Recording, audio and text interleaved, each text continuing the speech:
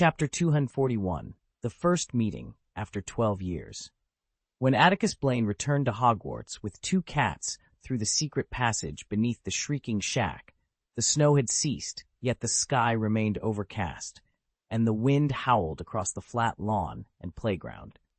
Hagrid was making his way into the Forbidden Forest with Fang, and Professor Sprout appeared in the greenhouse, inspecting her plants for any damage from the harsh cold. Atticus waved to her from a distance and hurried toward the castle.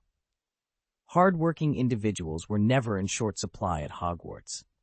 As Atticus entered the hall, he was surprised to find several 7th-year students already having breakfast. Percy Weasley sat near the door, engrossed in a copy of Practical Defensive Charms and Their Restraint Against the Dark Arts, while devouring a plate of sausages. "Good morning, Professor Blaine," Percy greeted, quickly swallowing his food and approaching courteously.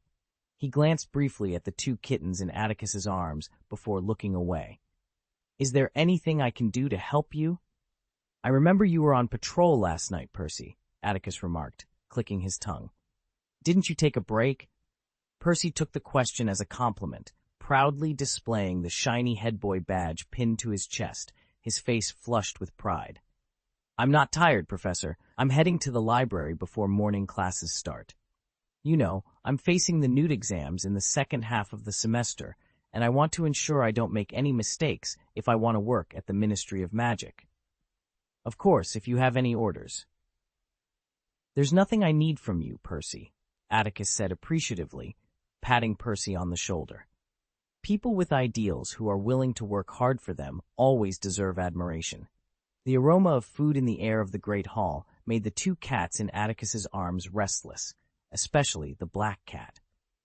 After months of eating mice, the sight of plates filled with delicious bacon, grilled sausages, and eggs made his eyes gleam green with desire, and he meowed, trying to break free.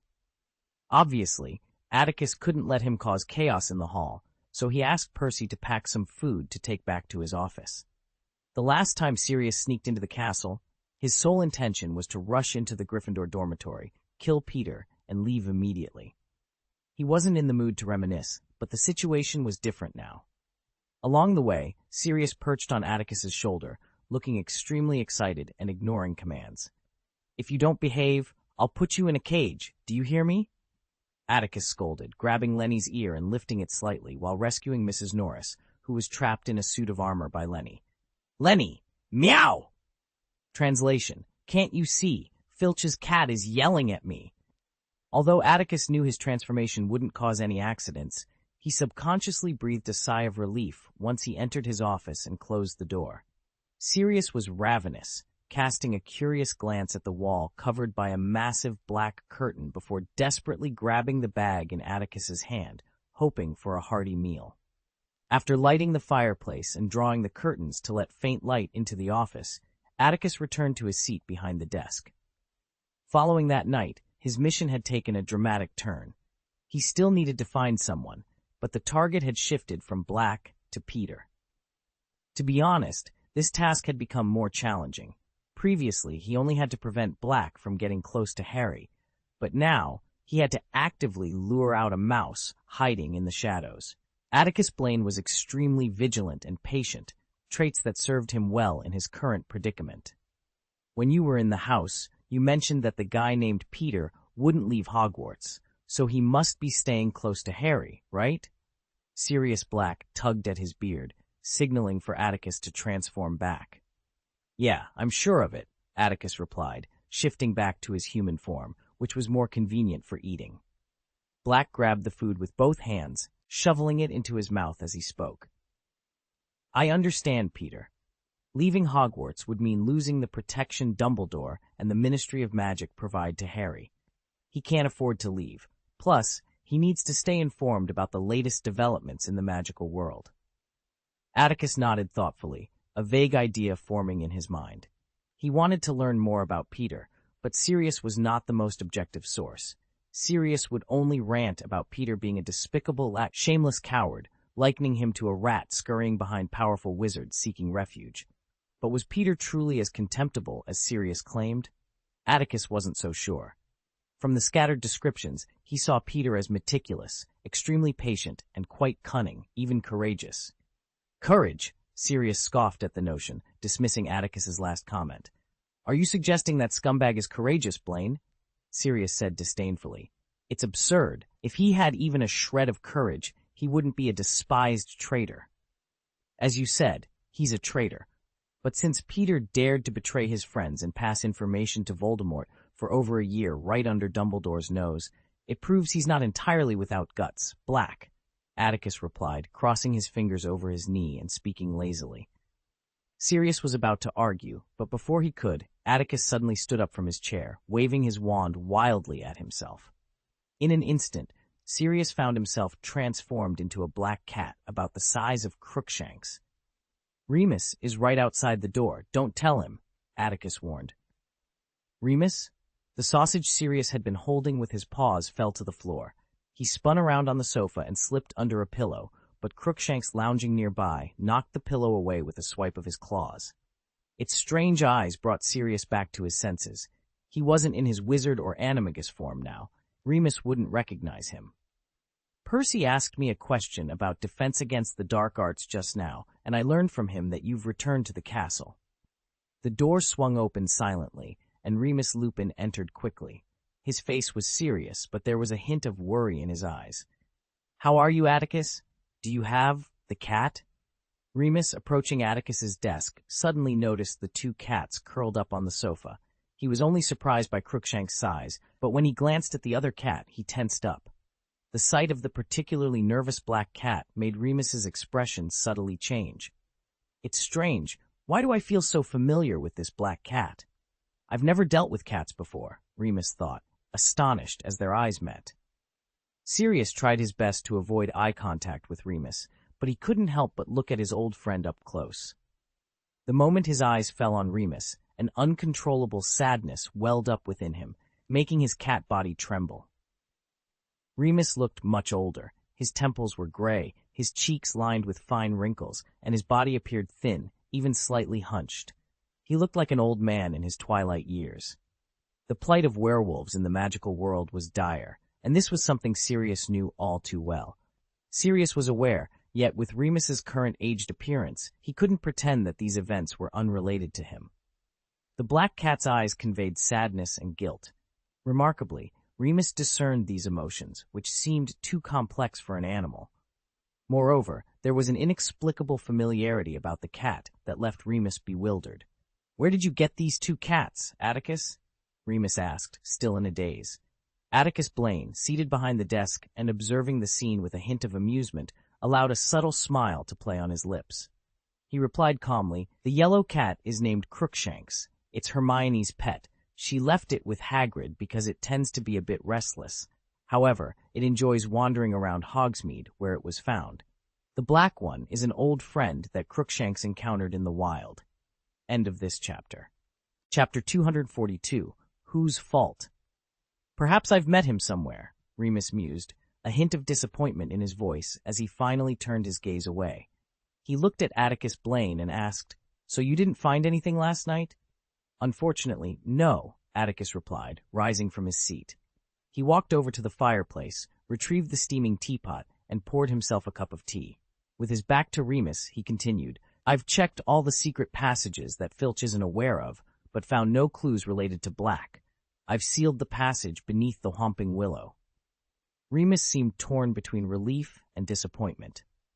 As he left, he appeared troubled, and reminded Atticus that he would transform again in a few days, asking him to cover his classes during that time.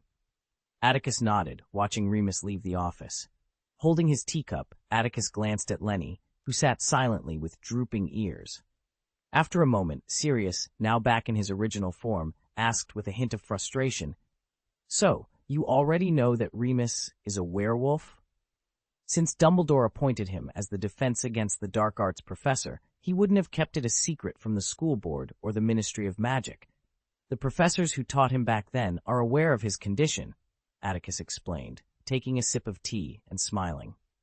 I've known Remus since before we became colleagues. Sirius seemed intrigued, prompting Atticus to elaborate. You must be familiar with the underground world deep in Nocturne Alley.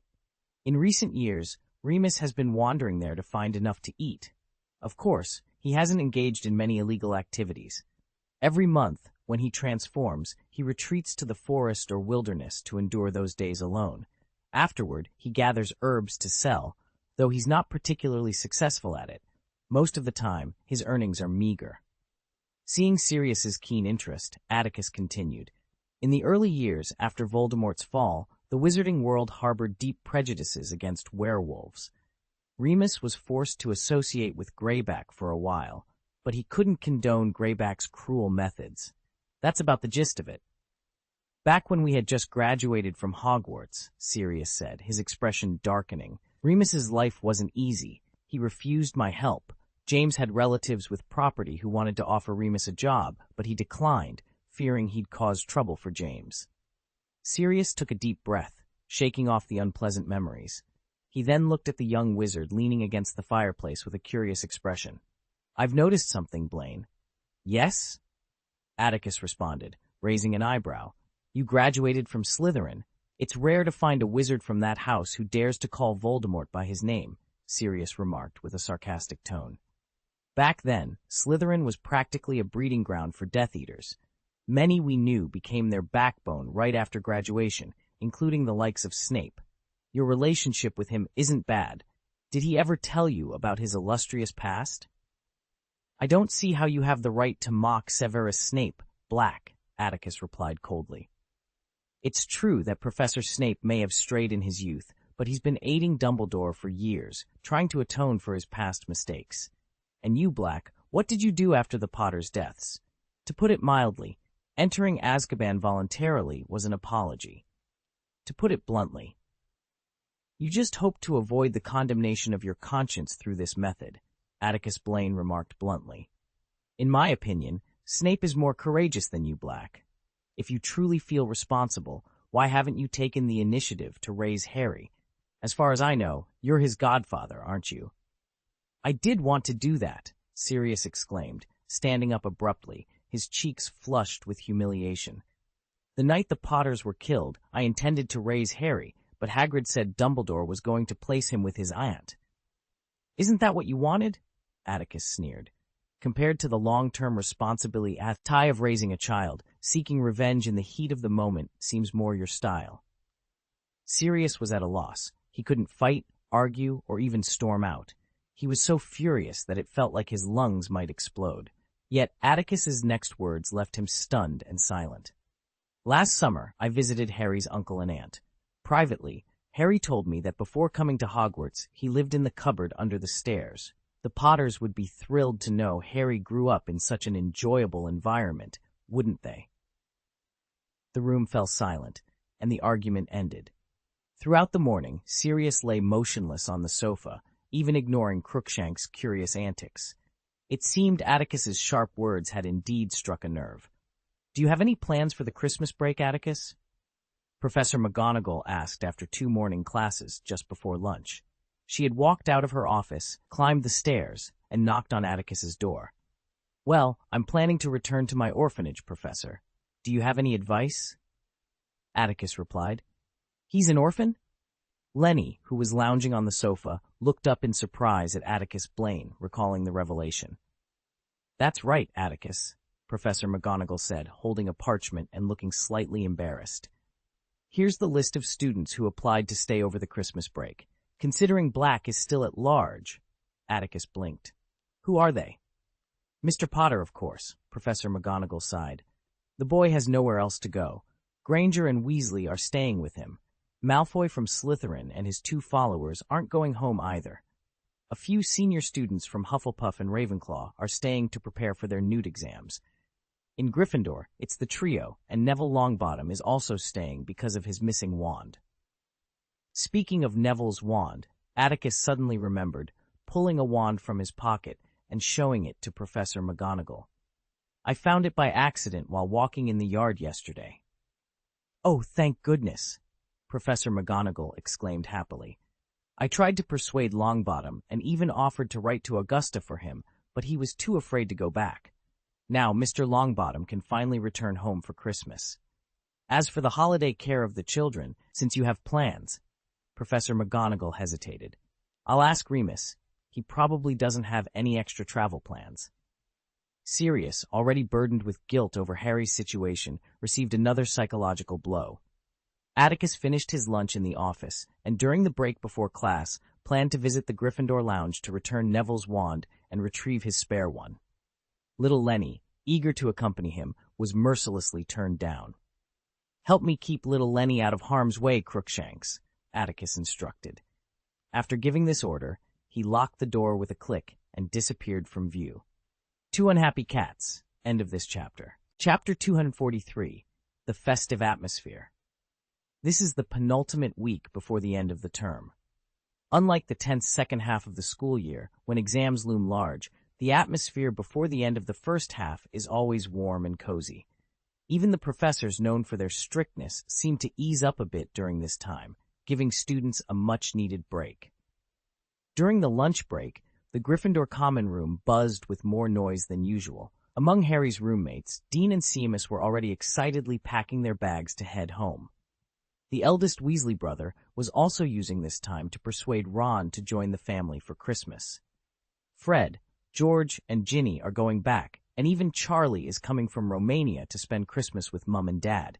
"It's just you, Ron," Percy said, having learned that Ron had signed Professor McGonagall's form to stay at Hogwarts. "Bill is in Egypt and can't come back." "Bill isn't returning because he's still dealing with the goblins at Gringotts," Percy added arrogantly. However, when Ron exchanged a glance with Harry and pretended not to hear, Percy frowned and reluctantly walked away. "Actually, you don't have to do this, Ron," Harry said sincerely. "This is a time for family reunions, and you should be with Mrs. Weasley." "Oh, you don't understand, Harry." Ron shook his head, feigning irritation. "The house is already crowded, and I'd just be a bother to Mum and Dad if I went back." "Hey, Harry!" Ron's gesture touched Harry, but before he could respond, Colin, a second-year student, approached with Ginny, holding up his camera expectantly. "Could I take a photo of you for Christmas? My brother Dennis will be of school age next year, but he's unsure if he's eligible for Hogwarts. I'd like to send him your photo. Maybe it will give him some confidence." "Oh, well, if you insist," Harry replied, puzzled as to why Colin thought his picture might bring luck, but seeing no reason to refuse. Colin positioned Harry in front of the Christmas tree, adorned with mistletoe, holly, and twinkling fairy lights in the lounge, adjusting him for quite some time before capturing a photo that satisfied him. "Can I have one, Colin?" Ginny's soft request came from a few steps away, causing Harry's ears to redden amidst Ron's inexplicable snickering. "Where's Hermione? I haven't seen her. Did she go to the library again?" Harry quickly changed the subject to prevent Ron from teasing him about Ginny's admiration. "She's convincing Neville to get over his fear of his grandma and go home for Christmas," Ron shrugged, pointing to another part of the bustling lounge. "She always likes to tackle impossible tasks." Harry grinned, the lively common room easing the weight on his heart. It was about Christmas and the events in Professor Blaine's office the previous night. "Speaking of which," Ron said, noticing Harry's improved mood, "do you understand Lupin's reaction yesterday?" "I don't know," Harry sighed. "I don't understand why he cares so much about the secret passage under the Humping Willow. But he's my dad's friend, and I think, like Professor Blaine, he doesn't want me using these secret passages to escape Hogwarts."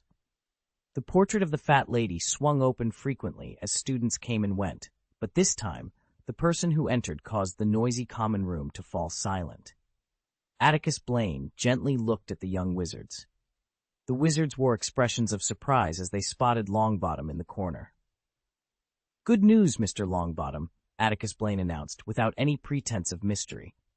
He reached into his pocket, retrieved a wand, and handed it to Neville. "Your wand has been found, Mr. Longbottom. You needn't worry about your grandmother kicking you out of the house now." "Where did you find it, Professor?" Neville, who had been anxious about the prospect of never returning home, brightened considerably. He was so overwhelmed with gratitude that he struggled to express it, but Hermione stepped in to ask on his behalf.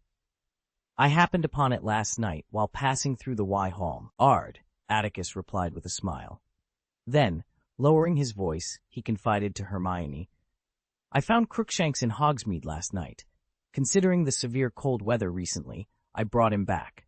If you'd like, you can come to my office and take him back to the dormitory." Hermione glanced at Harry and Ron, who were watching from a distance, and a hint of sadness crossed her youthful face. "It seems Crookshanks doesn't enjoy staying in Hogsmeade very much, Professor. Could I ask you to look after him for a while?" she asked, worried that Professor Blaine might think she was shirking responsibility. "I promise to visit him often." "It's no trouble at all, Hermione," Atticus assured her with a nod. "Crookshanks found a playmate in the wild, a black cat, and I brought them both back. You don't need to worry about him being lonely." "You're so kind, Professor," Hermione exclaimed, her eyes brimming with tears of gratitude. Neville, standing nearby, nodded enthusiastically in agreement. Atticus felt a bit embarrassed by the praise, but just then, Harry and Ron hurried over, eager to speak. "Let's talk outside, Harry," Atticus suggested, understanding what Harry wanted to discuss but knowing it wasn't suitable for public conversation. He led the way out of the lounge, with Harry and the others following closely behind. Once they reached the corner of the stairs, Atticus stopped. "Have you discovered anything, Professor?" Harry asked eagerly, though he was visibly disappointed by the response. "Still thinking about avenging your parents by killing Sirius Black?" Atticus inquired gently. "Harry wouldn't think that, would he?" Hermione interjected quickly, worried about Harry's state of mind. "No, Professor," Harry replied honestly. "I just hope you can bring that criminal to justice soon." Atticus, observing Harry's struggle to conceal his anger, shook his head internally. "Don't worry, Harry. I'll find a way to ensure the real murderer pays the price." "The real murderer?" Hermione mused aloud after Professor Blaine had left, her brow furrowing in confusion. What did Professor Blaine mean by that? "What's so hard to understand?" Ron said confidently, crossing his arms. "Everyone in the wizarding world knows the mysterious figure killed Harry's parents, but few realize their deaths were due to Black. That's why Professor Blaine said he'd make the real murderer pay. By the way, I wonder if Professor Blaine will stay at school for the holidays. Maybe I should ask my mum to knit him a sweater. I'm sure she'd be grateful to him." "I don't think so," Harry interjected, still puzzled by Professor Blaine's words. "He usually goes back to the orphanage every year to spend Christmas with the kids." "Where did you hear that, Harry?" Hermione asked, turning her head sharply to scrutinize him, making Harry realize he had spoken without thinking. He realized he might have said something he shouldn't have. His heart pounded violently in his chest, but he tried to maintain a facade of calm. "Oh, you all know I spent a month alone with Professor Blaine during the summer break," he said. "He shared some stories about his past with me." "Oh, you're keeping secrets from us, brother," Ron exclaimed, intrigued. He grabbed Harry by the collar, urging him to spill the details. "Come on, tell me what you know about Professor Blaine." "If you want me to meet my end, not at the hands of Black, but at the hands of Professor Blaine," Harry replied, feigning tears streaming down his face. "Then go ahead and push me." End of this chapter. Chapter 244. On the third floor of the castle, in the student security office, Atticus Blaine had left, leaving Lenny feeling bored and dozing on the sofa with Crookshanks. As he lay there, his thoughts drifted to Remus, who had appeared before him, and to Harry, who had nowhere to go for Christmas and was staying at Hogwarts. The words Atticus had spoken to him kept echoing in his mind. Truth be told, Sirius never saw himself as a hero. He felt deep remorse, regretting his mistrust of Peter. During his 12 years in Azkaban, he constantly reflected on his mistakes, yet he never considered himself a coward. After the tragedy that befell James and Lily, he sought revenge on Peter to atone for his errors. Of course, Peter deceived him by faking his death, and due to Dumbledore's accusations, Sirius was swiftly arrested by the Ministry of Magic and sent to Azkaban. Despite this, he stood firm, never making excuses, because even though he hadn't betrayed Lily and James, he felt an unavoidable responsibility. From Atticus Blaine's perspective, however, Sirius's actions were seen as a cowardly escape, making him even more culpable than Snape, whom Sirius dismissed as a traitor. He believed Snape had defected to Dumbledore out of fear of retribution from the Ministry of Magic after Voldemort's fall, seeking refuge. The notion that Snape was in love with Lily seemed absurd to Sirius, especially since Snape had once called her a mudblood. Yet, after seeing Remus up close and learning about Harry's situation, Sirius began to question himself. He understood that for Remus, the greatest pain wasn't poverty, but the perceived betrayal of James and Lily and the killing of Peter. It suggested that their cherished friendship and all those fond memories were false. As for Harry, Sirius reluctantly acknowledged that he had failed to care for James's orphan. Death would have been easier, but enduring the pain required more courage. In this light, Atticus Blaine's assessment of him wasn't mere sarcasm. Compared to the previous big dog, Crookshanks seemed to appreciate Sirius more in his cat form. The cat lay beside Lenny, occasionally batting at his drooping ears with its paws, clearly enjoying itself. "Do you think I'm a coward too?" Lenny meowed, hoping for an answer from Crookshanks. As he pondered these questions, Lenny grew increasingly irritable. The flames in the fireplace burned brightly, making the room uncomfortably hot. Stretching, Lenny jumped off the sofa and leaped onto the windowsill, attempting to open the window for some fresh air. But as his paws touched the handle, a black light flashed across the glass. Before Lenny could react, a gentle yet irresistible force pushed him back, causing him to somersault before coming to a stop. "This guy!" Lenny mewed angrily. To prevent him from wandering, Atticus had sealed the entire office with magic. At that moment, the red flames in the fireplace briefly turned green, and the outline of a head began to appear. However, before Lenny could see it clearly, it was blocked by the flashing black light. Even the flu network in the school was blocked. Lenny thought warily, isn't Atticus being a bit too cautious? Compared to other professors, Atticus's desk was relatively simple. There was an unassuming quill in a plain pen holder, a blue ink bottle, and a group photo of Grandma Felena on the right-hand side. Apart from these, there was only a stack of parchment materials on the table. Sirius lost interest after jumping onto the table and taking a look. "Boring," was Lenny's evaluation. The cat squatted on the desk, turned its head, and surveyed the room, its gaze naturally falling on the black curtain draped across the floor. "What is that?" "It looks mysterious." With a swift leap, Lenny landed on the floor and sprinted across the room, stopping in front of the enormous black curtain. It seemed as though Atticus Blaine's secrets were hidden behind it, a guess Lenny could easily make. Should I open it and take a look? This was the dilemma. If he were still studying at Hogwarts, hesitation wouldn't even cross his mind, but the situation was different now. For the sake of his revenge plan, he had to avoid provoking Atticus Blaine. Time has really changed a lot of things, Lenny thought gloomily.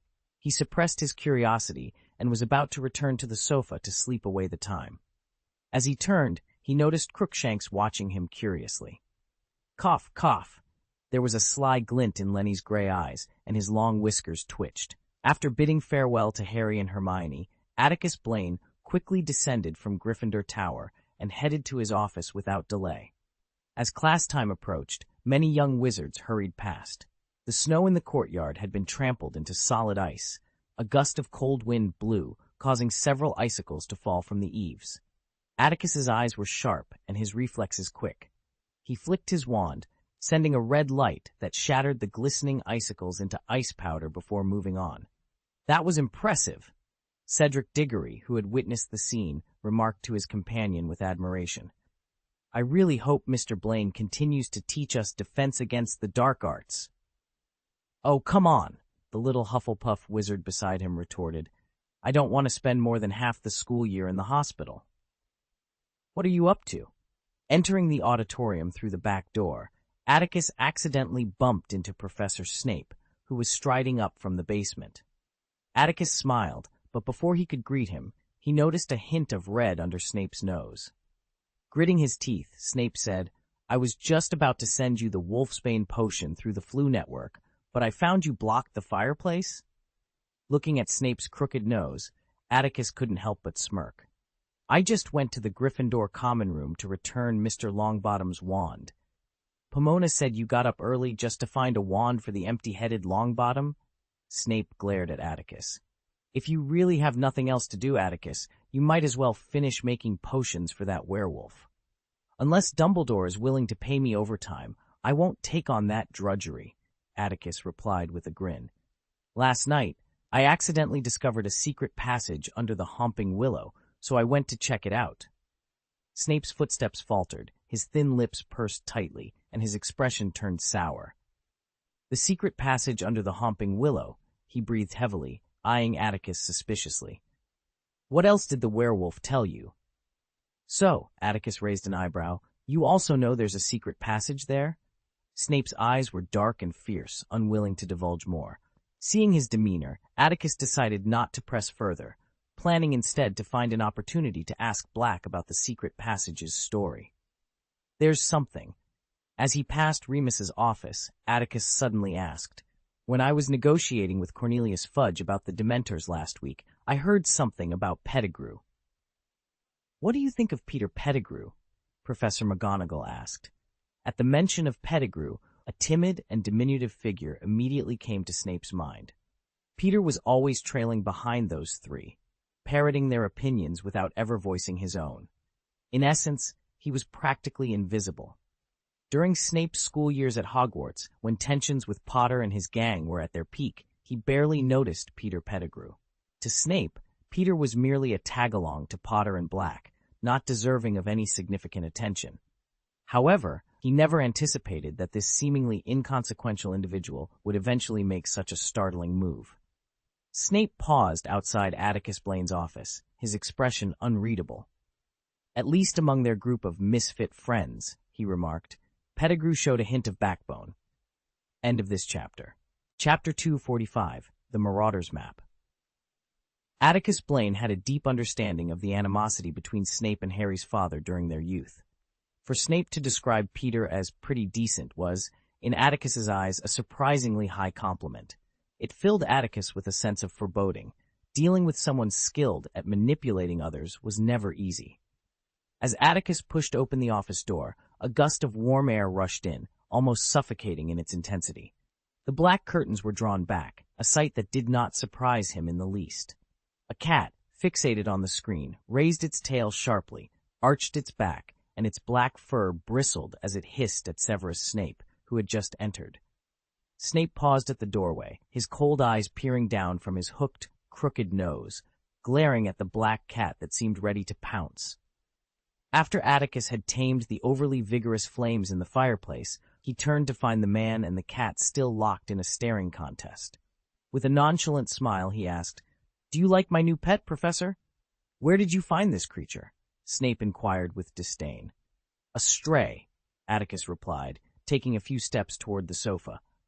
As he sank into its soft embrace, he let out a contented sigh, placing Crookshanks on his crossed legs and gently stroking the cat's furry head. "I stumbled upon it in the wild. I feared it might freeze to death in the snow, so I brought it back." "No wonder," Snape muttered, suppressing his discomfort as he averted his gaze. "The beast looks as ill-bred as it acts. Honestly, Atticus, sometimes your compassion is excessive, much like Longbottom's. You don't need to lend him your wand to help him. Some people never learn without a lesson." "I completely agree with your perspective," Atticus said, warning Lenny, who had extended his sharp claws and seemed ready to leap at Snape's head. He deftly changed the subject. "By the way, how is Draco doing? I haven't seen him around the castle or on the surveillance lately." "As usual," Snape sighed slightly at the mention of Draco Malfoy. "Flint mentioned he's been skipping team practice. Most of his free time is spent in the dormitory with Crabbe and Goyle, except for meals. He probably visits the Owlery daily, likely seeking advice from Lucius on regaining his popularity." With a Ravenclaw potions class scheduled for the afternoon, Snape didn't linger long after handing Atticus the Wolfsbane potion needed by Lupin. Before leaving, he mentioned that Dumbledore would likely return for Christmas. "The nerve of him, calling me uneducated. What is he, a lackey who only grovels before Voldemort?" Sirius's face was livid as he ranted at Atticus across the coffee table, the office door having quietly closed behind Snape. "Lend me a wand, Blaine. I need to show that snot-nosed brat that even after 12 years in Azkaban, I still have the same skills as James did back then, like pulling down his pants in public." A sudden flash of lightning, like a real thunderbolt, seemed to shake the entire office. In that moment, Sirius imagined a massive python looming over him, its cold eyes fixed on him from above. "Oh, you used to do such interesting things?" Atticus remarked. If you knew what Snape looked like back then. Sirius, never one to back down from a challenge, felt his pride and temper flare in response to Atticus's intimidating presence, momentarily forgetting the reality of his situation. Atticus Blaine sat in his office, a rebellious expression etched across his face. "You'll know how annoying he really is," he muttered under his breath. Suddenly, a soft meow broke the silence, echoing through the room like a prelude to a storm.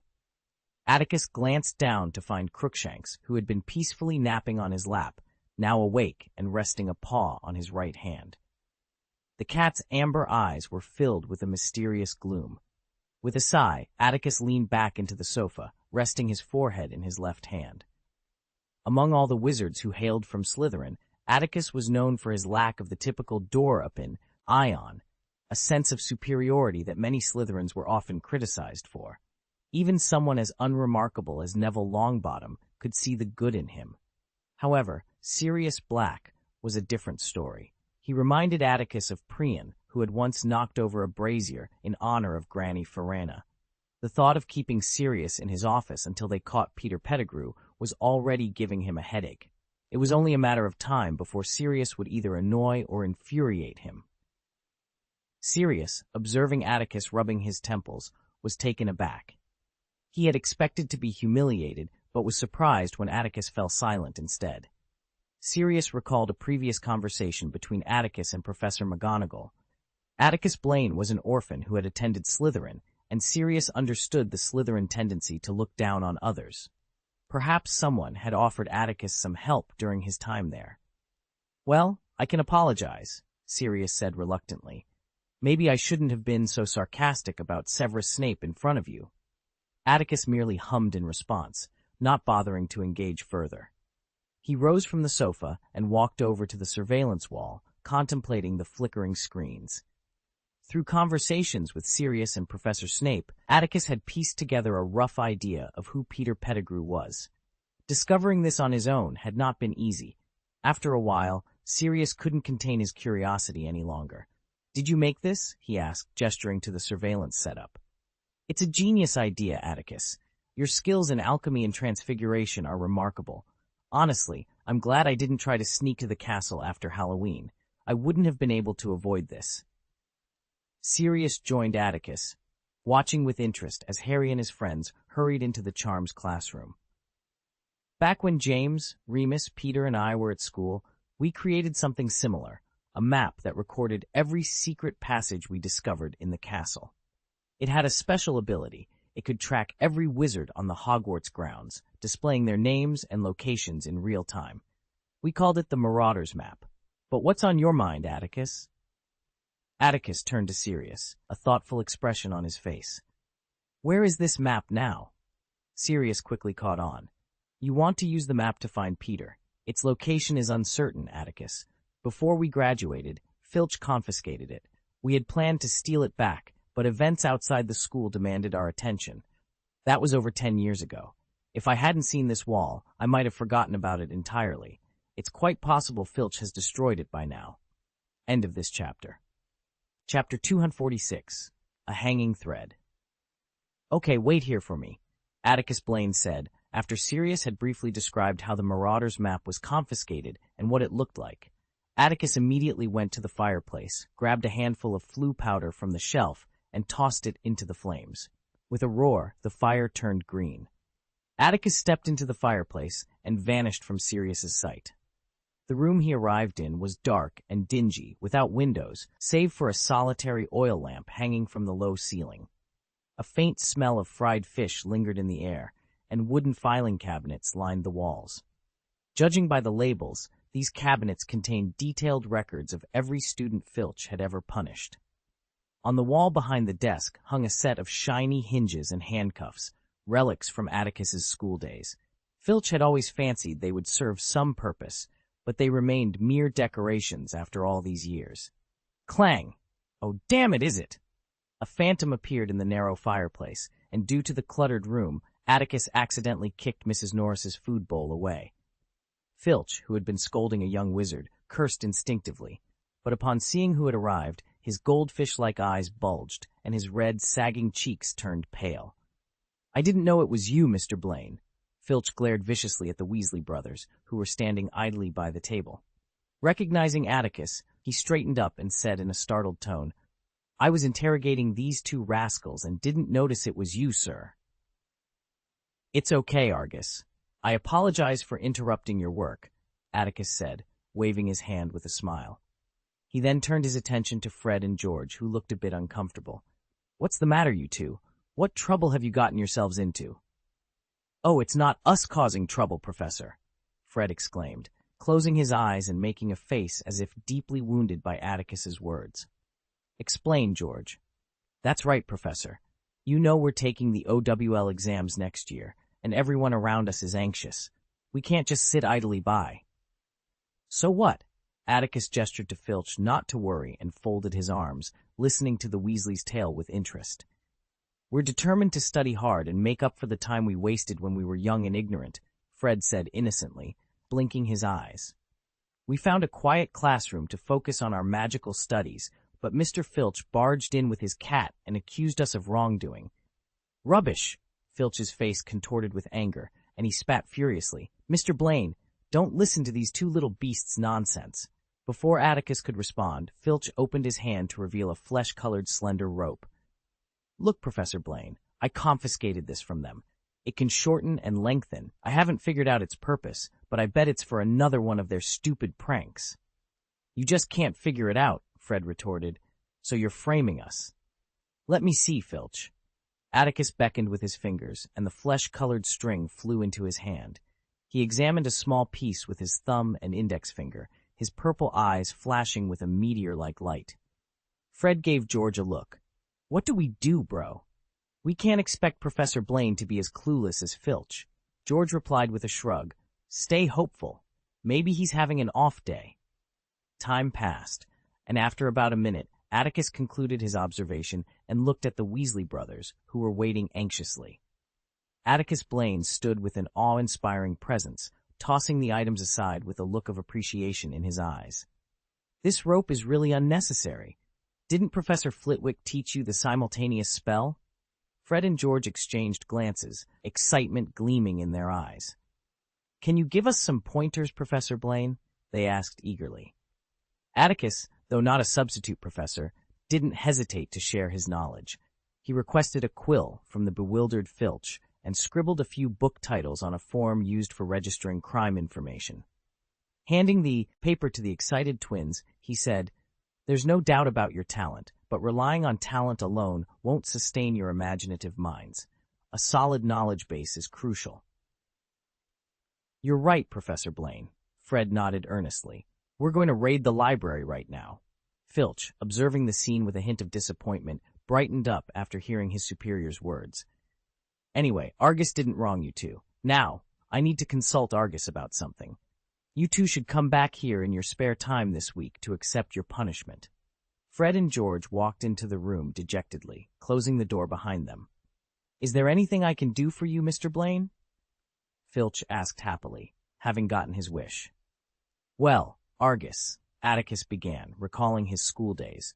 He wasn't a model student, but he was certainly low-key, humble, and extremely cautious. Apart from being confined in Professor Snape's office, Filch had never caught him in a trap. He had only heard about this infamous office from conversations with fellow students and had never visited it himself. Surveying the room, Atticus's gaze landed on cabinets filled with labeled drawers. "I'm looking for something," he explained. "It's a blank piece of parchment, quite old. About this size when spread out." He gestured with his hands. "It seems you've confiscated it from several students over the past decade. It's been a long time, so I'm not sure if you remember it." What followed was a frantic search. Filch opened nearly every drawer in the room, rummaging through corners that seemed destined to decay into dust. Throughout, Atticus remained patient, though Filch was clearly under immense pressure. Damn, could thieves have entered here?" Filch muttered as he searched wildly. An hour later, Filch finally gave up. Straightening his sore back, he turned to Atticus with a mournful expression. "Give me some more time. I swear I'll find what you're looking for." Atticus wasn't surprised.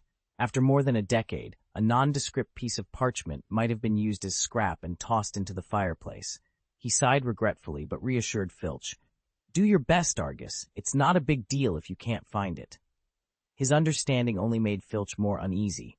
After all, Mr. Blaine rarely gave him orders, and he had failed another rare opportunity to prove himself. I'll check my residence today, Mr. Blaine, and report back if I find it. Filch promised nervously as Atticus stepped into the fireplace. Then I'm counting on you, Argus, Atticus replied, waving as he turned his back to Filch. His figure transformed into a phantom and vanished into the emerald flames. Behind a tapestry on the side of the grand staircase on the castle's first floor, Fred and George exchanged anxious glances. This isn't good, Fred said, pulling back the flesh-colored string desperately. How did Professor Blaine know about that? Harry couldn't have told him, right? We'll never figure it out, George replied, peering out to observe the situation. Outside, someone exclaimed urgently, but we have to warn Harry. End of chapter. Chapter 247, A Hanging Thread. After a bout of dizziness, Atticus Blaine returned to his office. He brushed the ashes from his robe and extended his hand to Sirius. Filch said he'd try to look for it again, but I don't think there's much hope, he remarked. This outcome was anticipated, so Sirius only felt a brief pang of regret before regaining his composure. Perhaps his extended time spent as a beast in recent months had altered his perspective. Sirius returned to the sofa, but instead of sitting down, he sprawled across the cushion like a cat or dog. If it weren't for Atticus's curious gaze, he might not have realized anything was amiss. It doesn't matter if it's lost or destroyed, Sirius muttered, attempting to ease the awkwardness. Atticus slowly returned to his desk. He had never seen the Marauders map that Sirius spoke of, and lacked a full understanding of its wonders. It was similar to the era when Voldemort was active many years ago. People were so terrified of the name Voldemort that they dared not even utter it. This was because for a long time, Voldemort had cast a spell on his name, imbuing it with magical powers. He used this to locate wizards who dared to speak his name, and then brutally killed them. Over time, those three words became taboo in the magical world. Name and magic power, Atticus mused, stroking his chin thoughtfully. As far as he knew, among all the routine magics for concealing one's whereabouts, Polyjuice Potion and Animagus were probably the most effective. Especially Animagus. Even with Atticus's keen eyesight, if he wasn't vigilant, he might be deceived. Yet, Sirius claimed that the map could detect the disguises of both Polyjuice Potion and Animagus, which was indeed remarkable. I can't tell you how we did it, Sirius said, a hint of pride in his voice. It was not easy to surprise a wizard of Atticus Blaine's caliber. Sirius regained some composure and continued. To make this map work, the four of us spent a long time on it. The design of the magic corridor related to alchemy alone kept us in the library for several months. Name and magic power is just the basic framework of that map. Each of us cast the magic we excelled at onto the map, and we even obtained some incomplete ancient magics from the restricted section. You know, Atticus, given our magical skills at the time, it was beyond our ability to hold so much magic on a piece of ordinary parchment. Some spells that track magic power were ineffective, and some fused with each other, so... Sirius spread his hands, feigning innocence. Atticus nodded, acknowledging the unpredictable nature of magic. So there's no way to evade the tracking of the Marauders' map. Although he had been monitoring the castle, the idea of being monitored himself was unsettling, especially after the incident with Corona. He had always been wary of being found out unexpectedly. That's not entirely true, Sirius replied. The long imprisonment had blurred some of his memories. He frowned, thinking hard before continuing. We did experiments back then, and there were some special magics for hiding names that could keep us from being detected. After all, the most basic framework for building the map is the magic power of names. It was a wake-up call for me, Atticus reflected. Since July, whether as Golden Viper or Atticus Blaine, all information about these identities had been protected by his magic. He was unsure if the map was truly lost, or if it was in someone's possession, potentially causing him unnecessary trouble. Trouble brewed as wisps of black smoke spiraled from the tip of Atticus Blaine's staff, casting the entire room into darkness. The smoke twisted and turned in midair, forming a series of ethereal chains that emitted a faint glow. Take it easy, Blake, just in case. Sirius's voice trembled with fear as Atticus waved his wand lightly. The charms class shared by Gryffindor and Slytherin had just ended, and students filed out of the warm, cozy classroom. The cold corridor wind hit their flushed faces like a hammer, prompting many to wrap themselves hurriedly in scarves. Harry, bracing against the chill, glanced at Malfoy and his two companions, but said nothing. Since his parents' death, he had noticed that Malfoy and his cronies had been surprisingly subdued. "Harry!" He frowned, staring at Malfoy's retreating figure, when a voice called to him from the stairwell corner. "Fred and George?" Ron shivered and muttered, "That's odd. Are they waiting for us, Harry? Why don't we just go over and ask?" Hermione, clearly irritated by the interruption, suggested.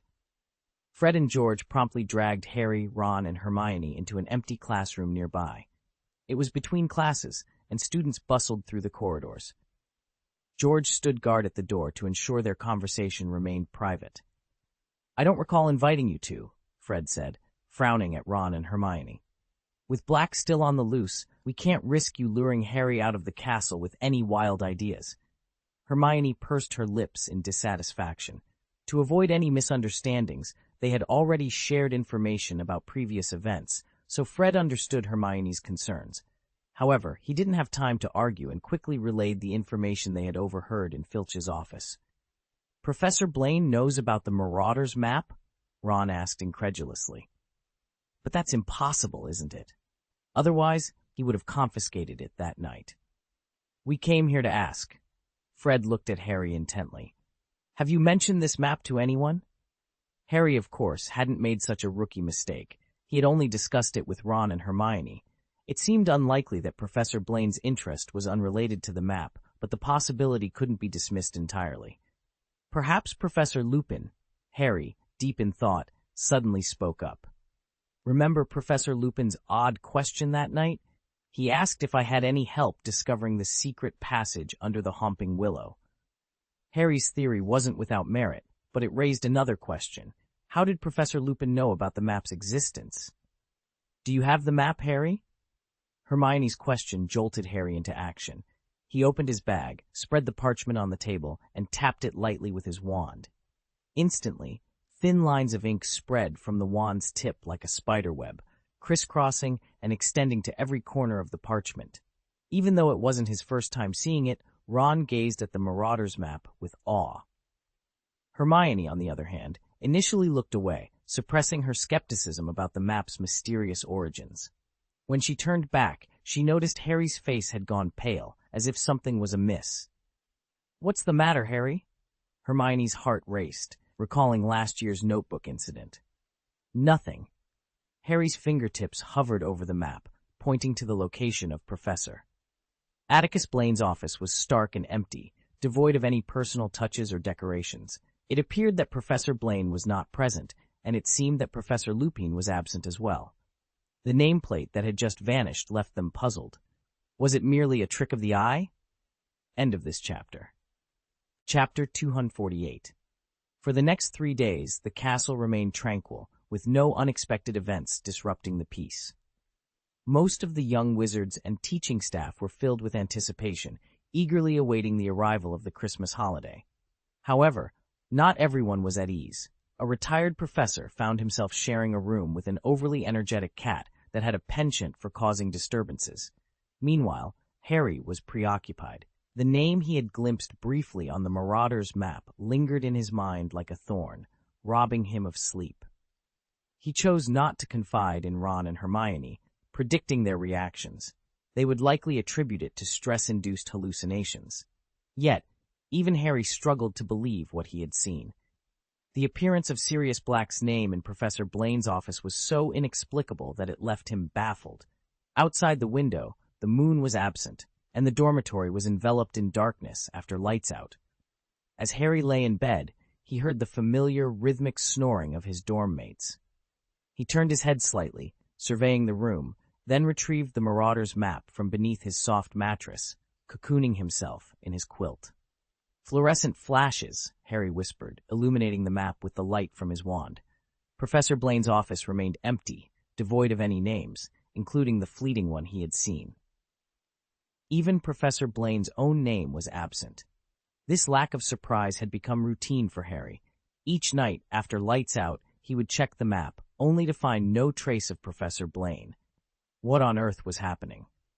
Harry tucked the folded map back under his quilt, staring at the ceiling hidden in darkness, lost in thought. The mystery of how Professor Blaine knew about the Marauder's map also puzzled him. Harry had discussed this with Ron and Hermione, speculating that Professor Lupin might have revealed the map's existence to Professor Blaine. The only plausible explanation was that Professor Lupin had seen it before or was perhaps one of its creators. But these were mere conjectures, and Harry knew he couldn't ask Professor Lupin directly without risking exposure. Hermione remained steadfast in her original opinion, urging Harry to hand over the map. Ron, however, strongly opposed this suggestion, and Harry himself was reluctant to part with it. "Think about it, Hermione," Harry argued, trying to placate her frustration. "At least I can use the map to monitor Black. If he sneaks into Hogwarts, I'll have an early warning." They all knew it was just an excuse, but Harry was unwilling to relinquish the intriguing map. Harry muttered as he turned over, his words lost to the darkness. Soon, sleep overtook him, and his consciousness faded amidst the chorus of snores. The next morning, Harry and Ron, still groggy, made their way to the Great Hall, where Hermione greeted them with exciting news. "Dumbledore is back," she announced, having nearly finished her breakfast. "Really, Hermione?" Harry asked eagerly, scanning the staff table for the familiar figure with a silver beard and hair. But he saw no sign of the reassuring presence. "Where is he? I didn't see him." Atticus Blaine probably only returned this morning. He appeared a bit weary. Later, Professor Blaine also came downstairs. After exchanging a few words with Professor Dumbledore, the two of them headed out towards the playground lawn together. Hermione frowned with concern. "Professor Blaine looks tired too. I hope it's not from taking care of Crookshanks." The cold weather had left the snow on the lawn thick and unmelted. The top layer, exposed to the air, had frozen into solid ice, crunching underfoot with every step. Although Atticus and Dumbledore could have easily floated above the snow, they chose to walk steadily towards the completely frozen lake. "You look tired," Dumbledore remarked, glancing sideways at Atticus under the wildly swaying willow branches. He noticed the dark circles under Atticus's eyes and offered an apologetic smile. "I'm sorry to burden you with my responsibilities, Atticus." "Just for the sake of the generous salary," Atticus replied with a shrug, bracing against the cold wind. He sniffed the air, detecting a vaguely familiar scent emanating from Dumbledore. Raising an eyebrow, he asked, "I thought it was an illusion, Headmaster Dumbledore. Did you visit the underground world beneath Nocturne Alley?" "Hey, Mr. Blaine, you seem quite familiar with that place," Dumbledore replied with a smile, not concealing his whereabouts. "Before I left, I mentioned I was seeking clues about Tom's Horcrux. The journey was far from smooth. Connolly detained me for some difficult negotiations.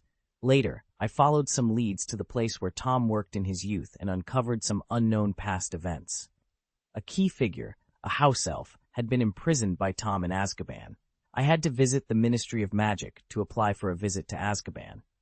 After checking the records, I discovered the house elf had been released a year ago. You know, it's hard for a house elf with a criminal record to find a home, so I suspected it might have gone underground to survive. I went to investigate." "Oh," Atticus said, his expression turning regretful. "You were a few steps too late, Dumbledore." "Yes," Dumbledore replied with a wry smile. "I quietly checked the memories of some individuals and found that the little elf had indeed stayed in the underground world for a while, but the giant monster. Fortunately, my luck held, and it eventually escaped." "The process was tortuous enough," Atticus remarked, pouting. "So, did you find it in the end?" "Not yet, but I believe it's only a matter of time. I must hurry, considering the elf's age. I'm worried it may not survive the winter. Of course, I haven't forgotten my other responsibilities, so I took a moment to check back before embarking on a more challenging pursuit." "When you see that Hogwarts is the same with or without you, will you be a little disappointed, Headmaster Dumbledore?" Atticus joked. "I am heartily relieved, Atticus," Dumbledore chuckled.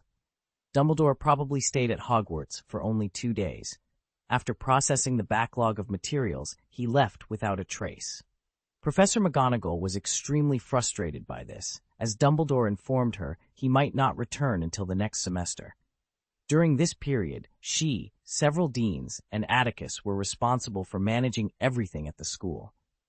"Maybe that's a good thing," Atticus said sympathetically.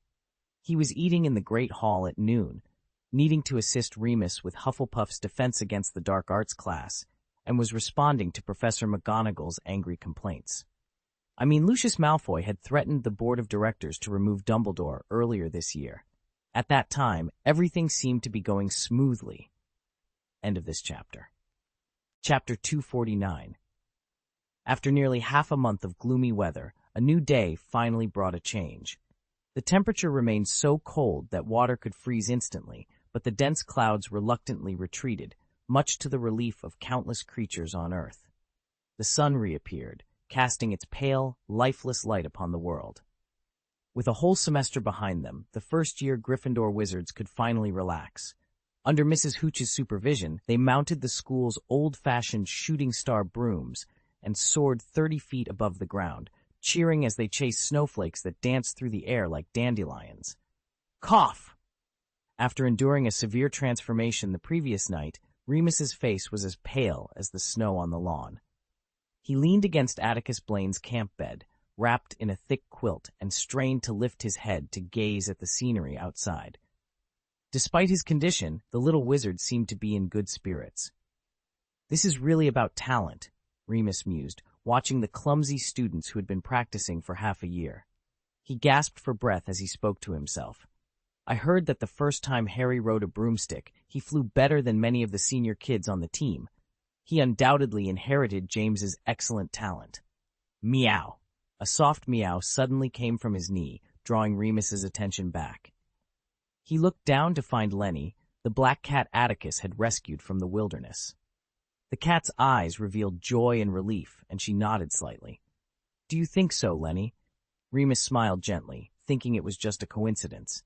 To his surprise, Lenny nodded again in response to his question.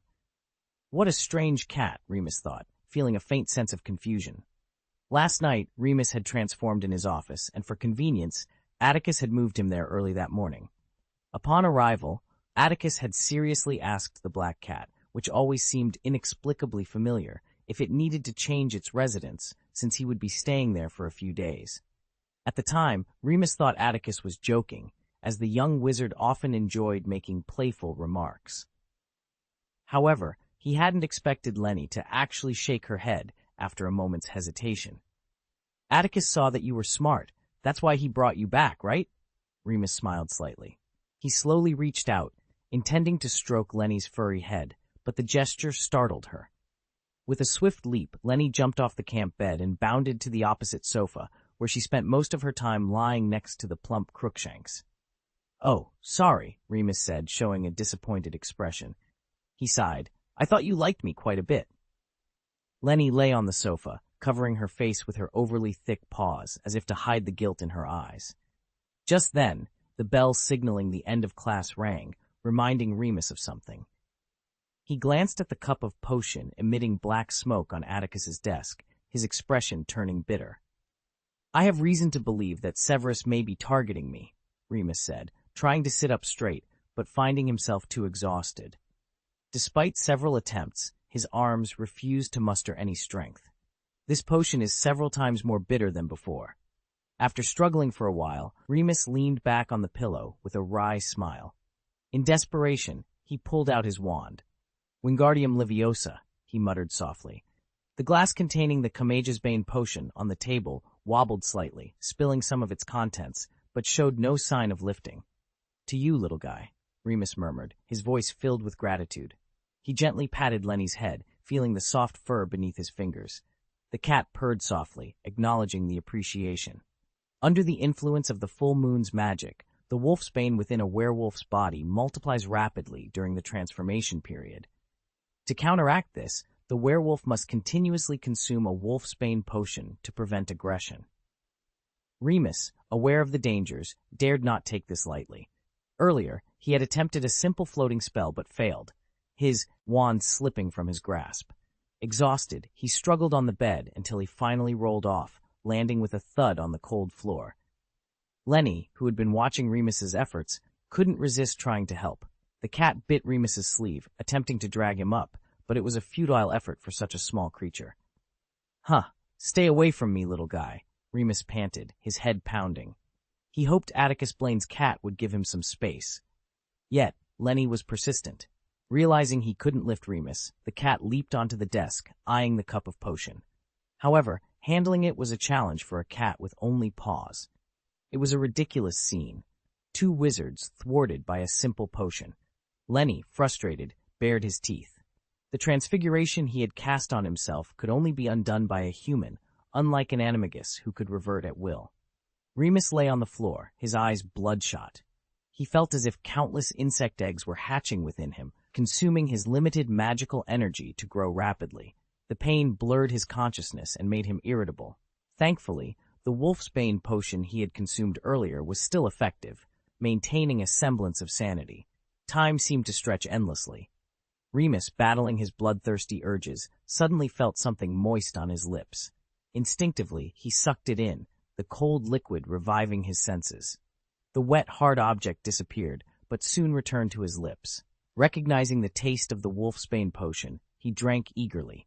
As the haze lifted from his vision, Remus saw his savior, Lenny. The clever cat had retrieved a quill from Atticus's desk, using the hollow tube to siphon the potion and feed it to him. "Ahem, you're incredibly smart, little guy," Remus exclaimed, coughing slightly from the potion. "I've never seen a cat with a brain like yours, Lenny." Just then, the door clicked open. Atticus Blaine, having hurried back from the dining hall with some food, entered the room. In mere seconds, he grasped the situation. "Oh, don't scold him," Atticus said, quickly moving to help Remus back onto the bed.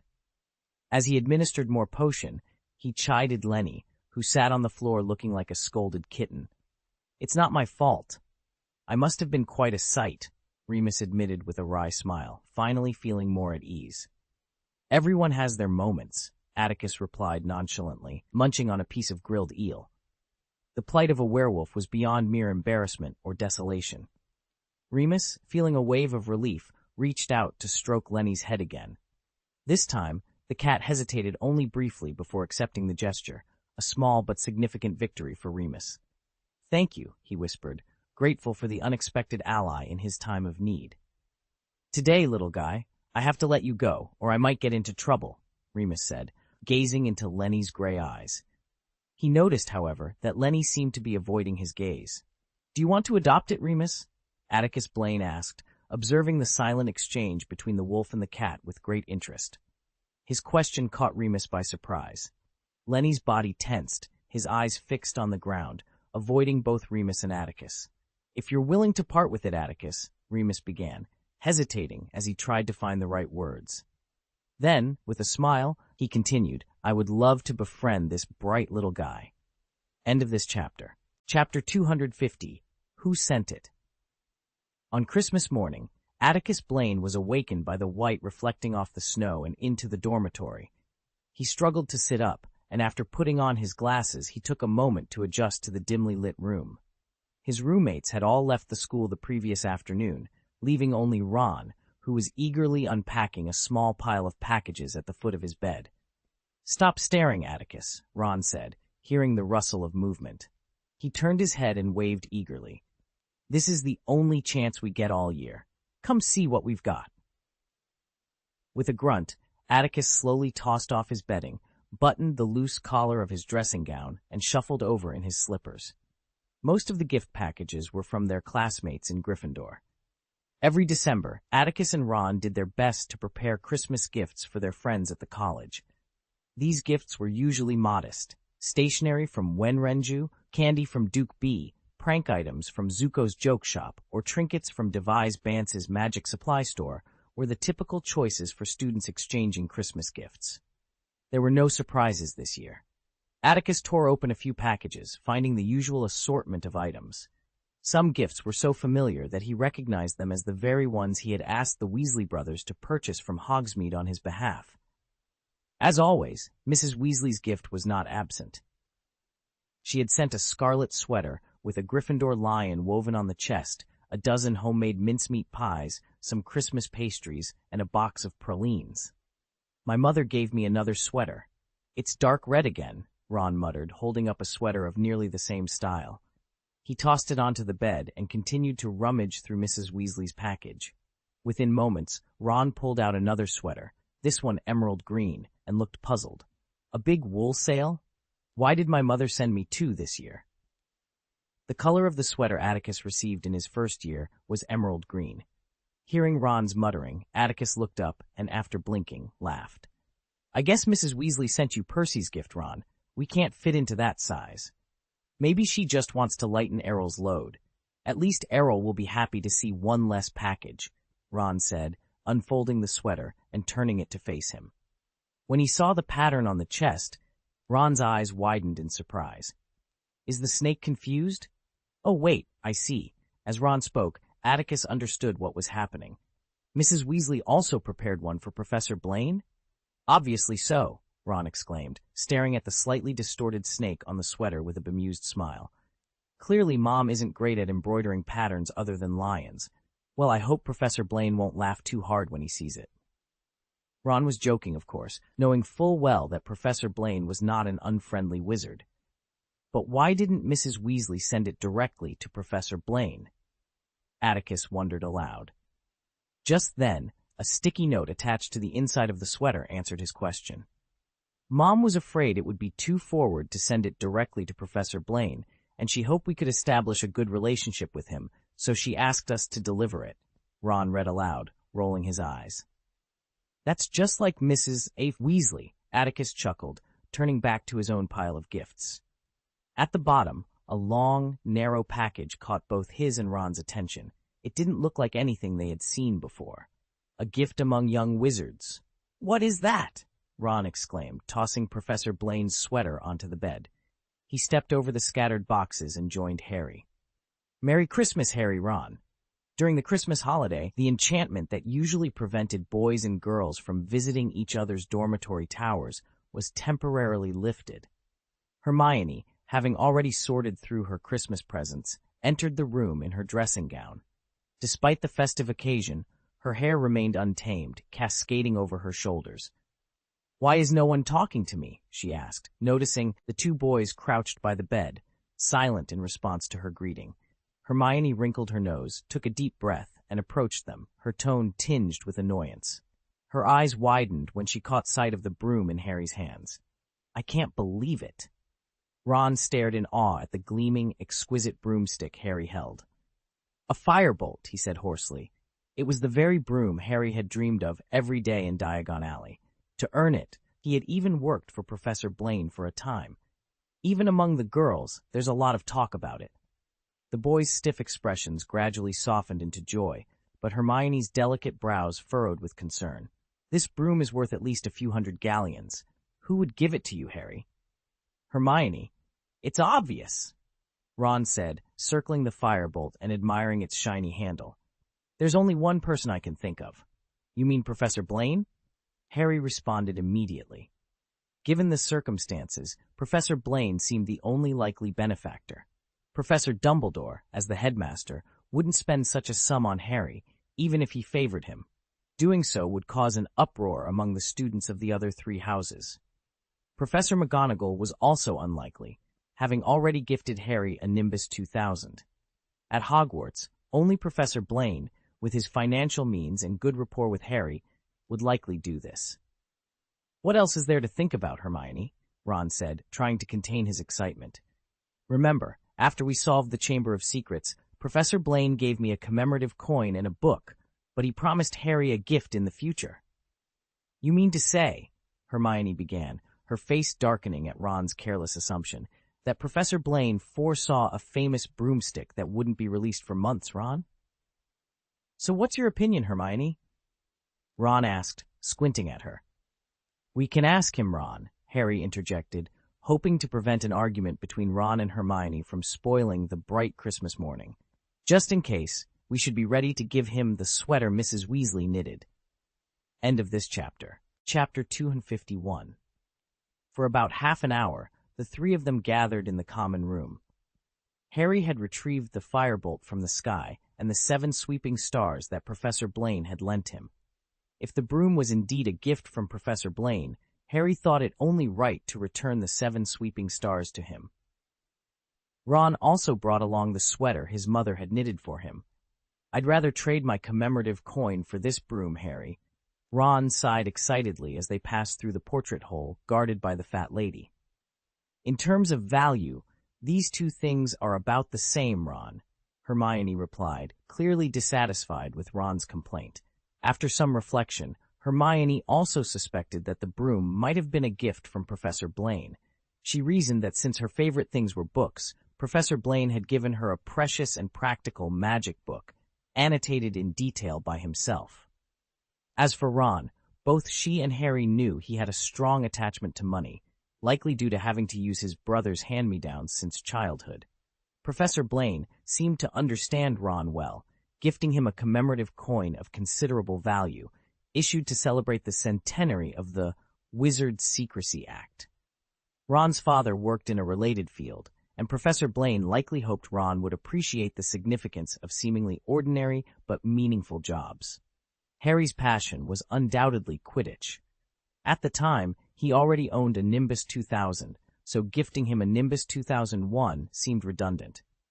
Professor Blaine had promised Harry a gift in the future, perhaps waiting for a better broom to become available. This reasoning made sense to some extent. Hermione couldn't shake her concerns. The firebolt had been released over the summer, when Professor Blaine and Harry were both staying at the Leaky Cauldron.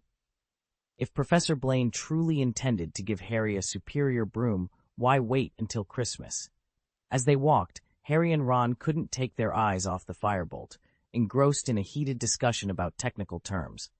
Hermione, usually uninterested in such topics, followed behind them, unable to contain her worry any longer. "I think you should be careful with this broom of unknown origin," Hermione finally cautioned, watching the two excited boys. "I'm sure you haven't forgotten, Harry, how Quirrell tried to throw you off your broomstick. It's been less than 2 months since your last accident. As I said, if someone wanted to harm you, giving you a cursed broomstick would be the easiest way." Harry and Ron's footsteps halted abruptly, their cheerful expressions freezing. Harry, in particular, looked between the serious Hermione and the broom in his hand, his expression almost comical. "You think?" Harry's eyes widened in disbelief. "This broom is from Black?" Ron, initially shocked by Hermione's suggestion, quickly recovered. As soon as Harry's words left his mouth, Ron exclaimed, "Come on, Hermione!" He waved the sweater he was bringing to Professor Blaine, clearly annoyed by Hermione's speculation. "Black is a fugitive, wanted all over the country. I'd like to see how he could waltz into Gringotts, withdraw several hundred gold coins, and then stroll into a Quidditch boutique full of customers."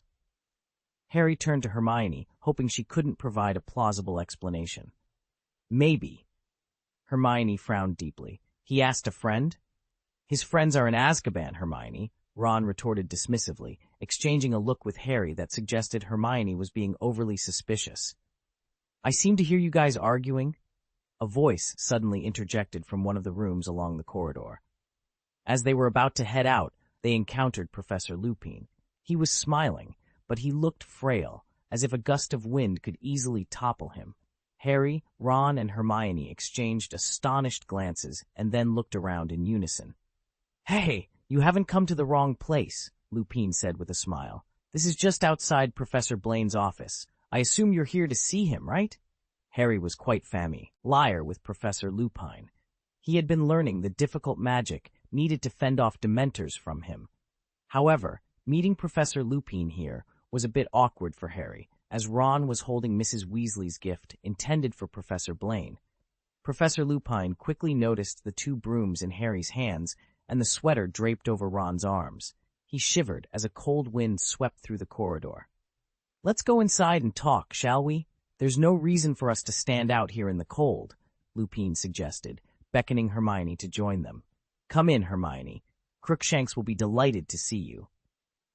The trio hesitated, but followed Professor Lupin into Professor Blaine's office. The room was warm, thanks to the roaring fireplace, and Harry felt as if he had stepped into a large bathtub filled with hot water. He suddenly remembered that it was Christmas, and Professor Blaine might have returned to the orphanage where he was raised. "Oh, Crookshanks, are you all right?" Hermione exclaimed, spotting Crookshanks nestled into a dent on the sofa. She rushed over, cradling him with tears of guilt in her eyes. "You must have been through so much," she said, her voice choked with emotion. Ron, however, turned away, unable to forgive Crookshanks for what happened to Scabbers. As Harry surveyed the tidy room, he recalled the fleeting thought of Sirius Black that had crossed his mind 2 weeks ago. He hadn't shared this with Ron and Hermione, as he suspected it might have been a figment of his imagination.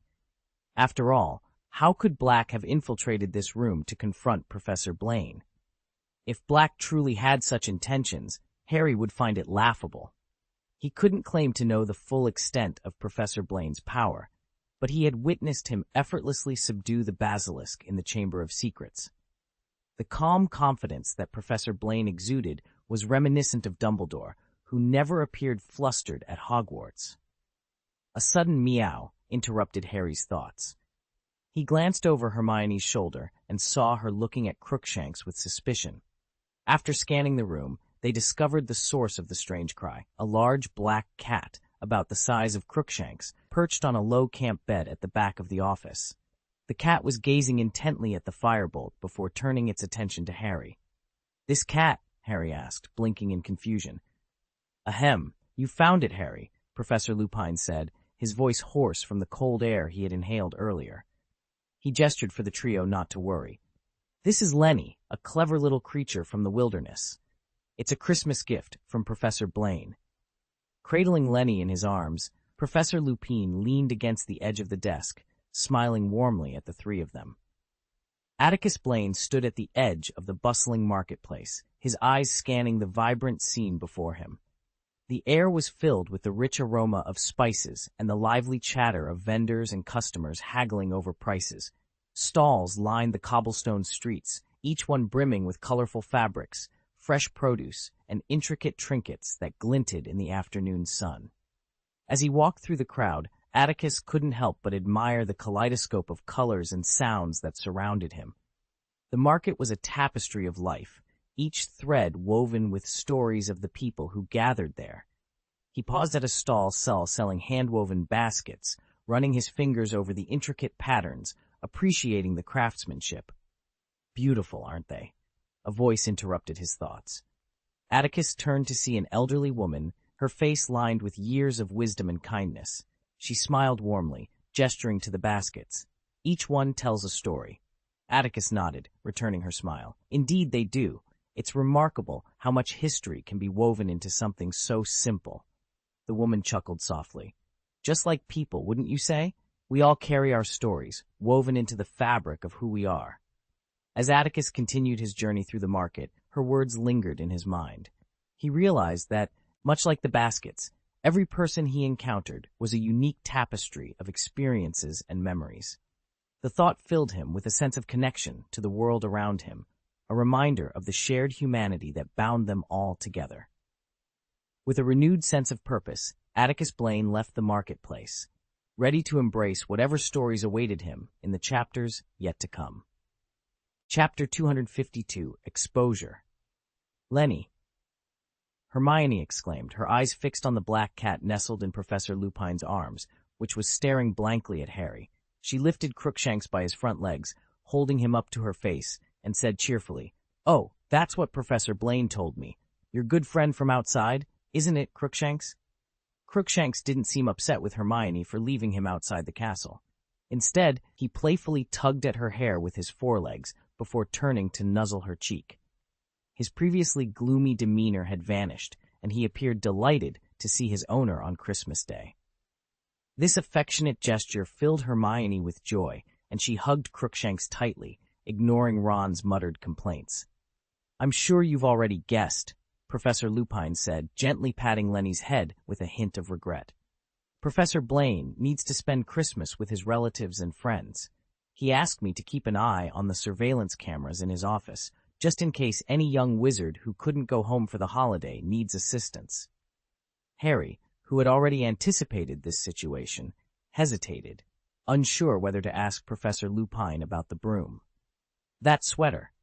Professor Lupin noticed the sweater with its eye-catching patterns draped over Ron's arm. If you want to give it to Professor Blaine, you can leave it here, and I can pass it on for you. Of course, you can also give it to him in person, but I'm afraid it will take a few days. He likely won't be back until at least a week later. My mother made it, Professor Lupin, Ron said after a moment of internal struggle. It's to thank Professor Blaine for saving Ginny and me last semester, so I'd prefer to hand it over to him face to face. Oh, of course, that makes sense. Professor Lupin nodded with understanding. He then turned his attention to Harry, who had been fixated on Lenny. Then, Harry, are you here to return Professor Blaine's broom? That's right, Professor, Harry replied, snapping back to reality. He hurriedly placed the broom, the sweeping 7 stars, on the desk. If it weren't for this broom, I wouldn't have been able to participate in the team's training, but now I have a new one. Yes, I noticed, Lupin said, glancing at the golden registration number on the broom's handle. His eyes, shadowed from lack of sleep, darkened, and his expression grew serious. Nice broom, Harry. It's called the Firebolt, isn't it? I hear it's quite expensive. Is it your Christmas present? Harry took a moment to explain the situation, and after listening, Lupin's expression relaxed considerably. Initially, he had feared that Harry had bought the exorbitantly priced broom out of vanity. Although he wasn't in a position to dictate how Harry should manage his father's inheritance, he would have been disappointed if Harry had indeed emptied his vault just to acquire the broom. Do you think it was Atticus, Professor Blaine, who gave it to Harry? Lupin mused, soothing Lenny, who was squirming in his arms. I'm sorry, I can't answer that question, because Professor Blaine hasn't mentioned it to me. But based on what I know about him... He noticed Hermione casting a triumphant glance at Harry and Ron, who looked unconvinced. Smiling warmly, Lupin focused on the firebolt and said, Of course, I'm not entirely sure that this broom wasn't a gift from Professor Blaine. I'll ask him when he returns. However, Harry, I wouldn't recommend using it until you know its origin. Harry's face fell with disappointment. He had unexpectedly acquired the best broomstick in the world, yet he couldn't ride it and could only watch. If it really came from some malicious wizard, Harry, Professor Blaine will have a way to deal with any potential traps on the broom, so don't worry. Upon noticing Harry's disappointment, Lupin offered a few comforting words. Just then, Lenny, nestled in his arms, gave him a gentle nip. Startled, Lupin glanced down to see a pair of upturned eyes looking back at him. Since Professor Blaine was absent, Harry and his friends decided to bid farewell after a brief chat with Professor Lupin, as they could all sense the undeniable fatigue etched on his face. Lupin placed Lenny on the desk, finding its weight a bit too much for him at the moment, and then escorted the trio to the door. As they opened it, they were surprised to find someone standing in the hallway. It was Filch, the castle caretaker. He had swapped his usual brown coat for an old, musty tuxedo, seemingly prepared for the Christmas dinner that afternoon. Filch, who rarely engaged with the young wizards, appeared unusually shy, his double-chinned face marked with unease. When he saw Lupin, Harry, Ron, and Hermione emerging from the office, he seemed taken aback. "Are you here to see Professor Blaine, Filch?" Lupin asked gently, stepping out from behind the trio. "Oh, yes," Filch stammered, bending slightly and casting a furtive glance over Lupin's shoulder into the office. Ron couldn't help but chuckle at the sight of the usually domineering Filch, rendered speechless, but Hermione quickly nudged him in the ribs to silence him. "It seems Professor McGonagall didn't inform you, Filch," Lupin said, stepping aside to give Filch a clearer view of the room. "Professor Blaine left the school last night and won't be back for over a week." To their surprise, Filch didn't seem disappointed. Instead, he straightened up and sighed with relief, as if a great burden had been lifted from his shoulders. "Oh, okay. Excuse me," he said, wiping sweat from his brow. He gave Lupin a slight bow before turning to leave. Lupin and Harry exchanged puzzled looks, unable to decipher Filch's behavior. However, after taking a few steps, Filch paused, hesitated for a moment, and then turned back to Lupin. "There's something I need you to convey to Mr. Blaine for me." "Of course, Filch," Lupin replied with a smile. "Well, it's about the parchment Mr. Blaine asked me to find," Filch explained, fearing Lupin might not understand. "It was confiscated from some students, and he hoped I could locate it. I've searched the entire office, residence, and storage room over the past few days. Standing behind Lupin, Harry, Ron, and Hermione exchanged knowing glances, immediately grasping what Filch was referring to. Lupin, upon hearing Filch's words, suddenly tensed. Narrowing his eyes, he fixed his gaze on Filch and asked in a soft, almost dreamlike voice, "Atticus asked you for a piece of parchment confiscated from a student more than 10 years ago. Is that right?" End of this chapter. Chapter 253, Exposure. When did this happen, Filch? Lupin's face darkened as he stared intently into Filch's eyes. 2 weeks ago, Filch replied, wringing his hands nervously. Lupin's heart sank. This was after Atticus Blaine had searched the secret passage beneath the Homping Willow. Filch's unease was palpable. He seemed afraid of being reprimanded for failing to complete the task assigned by Mr. Blaine. He rambled on about how diligently he had searched for the parchment, but found nothing. He insisted that he had been vigilant in guarding the prohibited items confiscated from students, suggesting that some troublemaker might have slipped into his office. "It must be Peeves!" Filch exclaimed indignantly. "Professor Lupin, can you tell Mr. Blaine? He must have a way to drive that crazy ghost out of Hogwarts." Harry and Ron lowered their heads, feeling a pang of sympathy for Peeves, who had somehow taken the blame for Fred and George's antics. Hermione, noticing their guilty expressions, snorted in dissatisfaction. She glanced at Professor Lupin hesitantly, as if she wanted to reveal the truth. However, after a series of intense inner struggles, she remained silent. Surprisingly, Professor Lupin did not respond to Filch. He maintained a suffocating silence, so prolonged that Harry had to call his name softly several times to bring him back to the present. "Oh, I'm fine, Harry."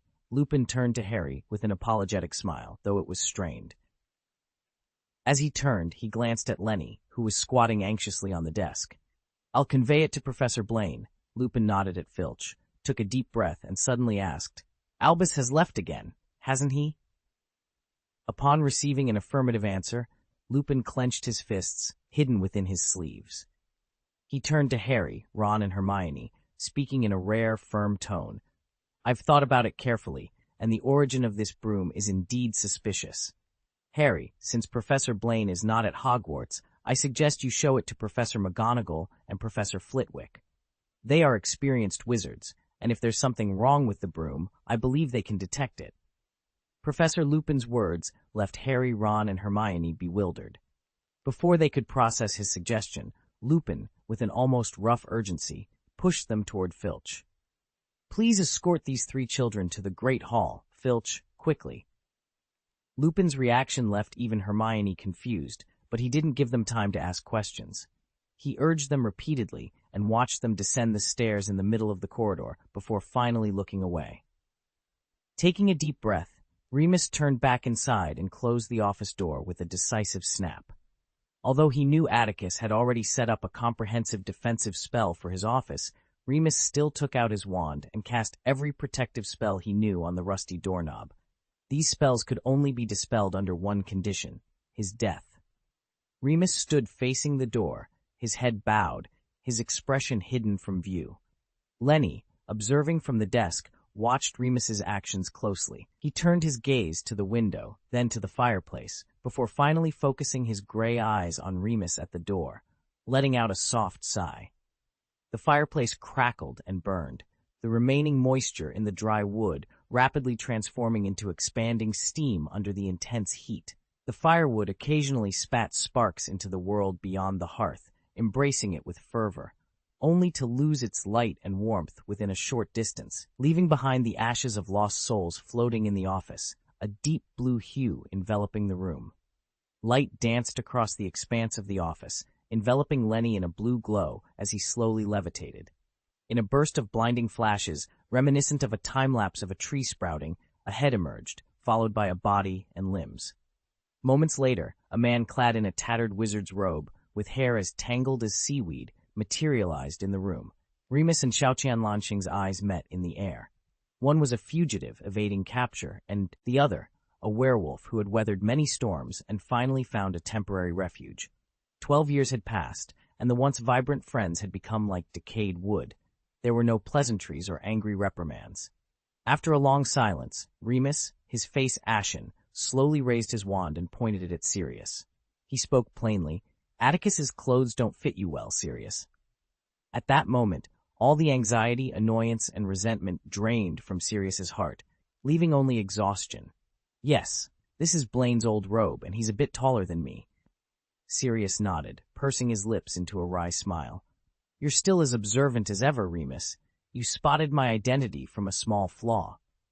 Remus's wand trembled slightly in his hand, and the blood rushing to his head made him feel faint. He struggled to stay alert by controlling his breathing, a difficult task, especially during his transformation's weakening phase. I'm not as sharp as I used to be, Remus admitted, his gaze hardening. Otherwise, I should have noticed something was amiss. Luckily, I realized it in time. Mr. Filch did me a favor. Who else knows where the Marauders map ended up? I mean, those still alive. Sirius swayed slightly, which Remus, in his heightened state, interpreted as a sign of resistance. His demeanor turned stern, and he thrust his wand forward, commanding, Stay still, Sirius. Put your hands up where I can see them. Sirius had no other choice. Don't get excited, Remus, he said, his expression weary.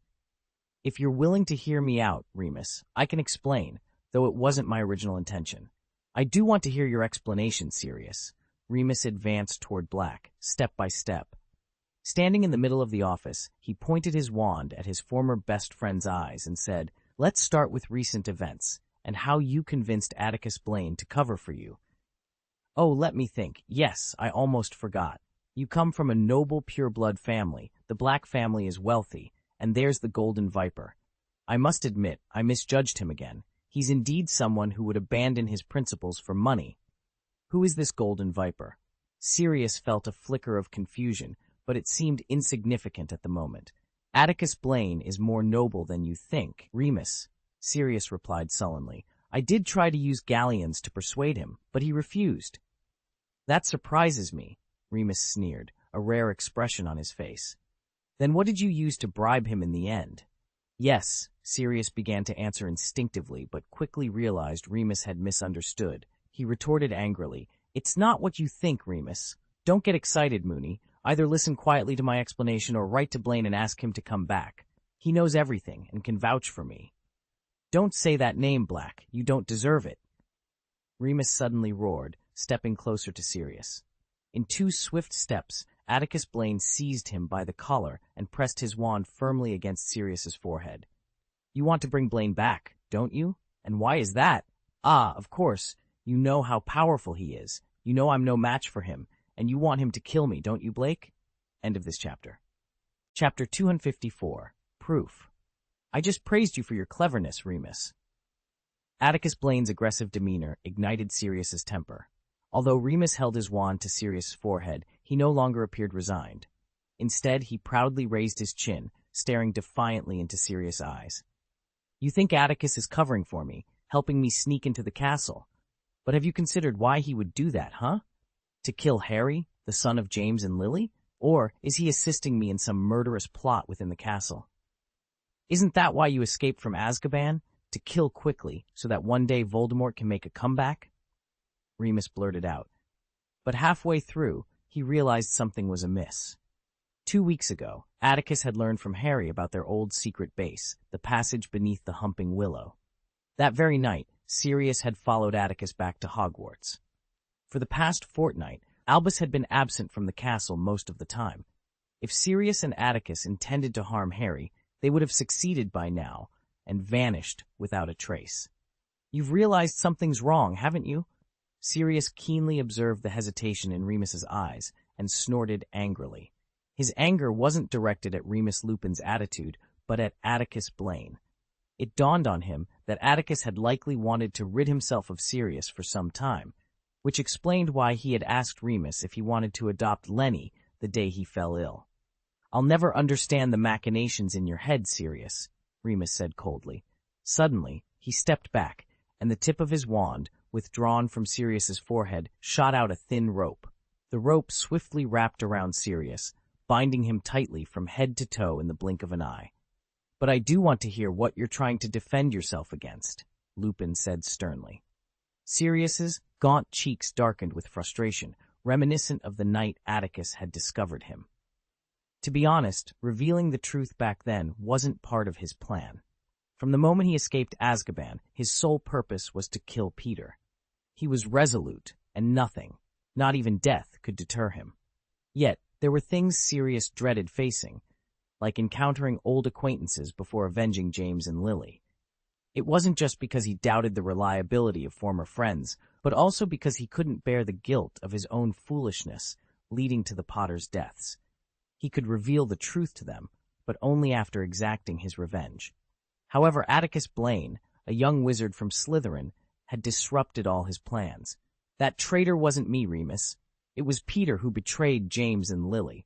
Sirius finally growled, his words dripping with resentment, some directed at Pettigrew Peter, and some at Atticus Blaine. Sirius's words struck Remus like thunder, leaving him stunned.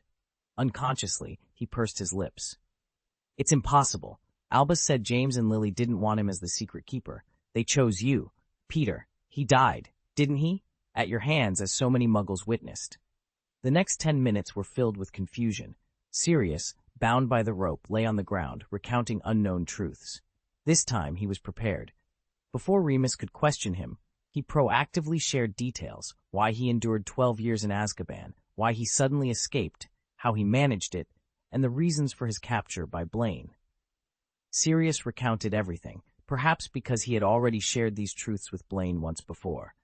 Repeating them now felt almost numbing.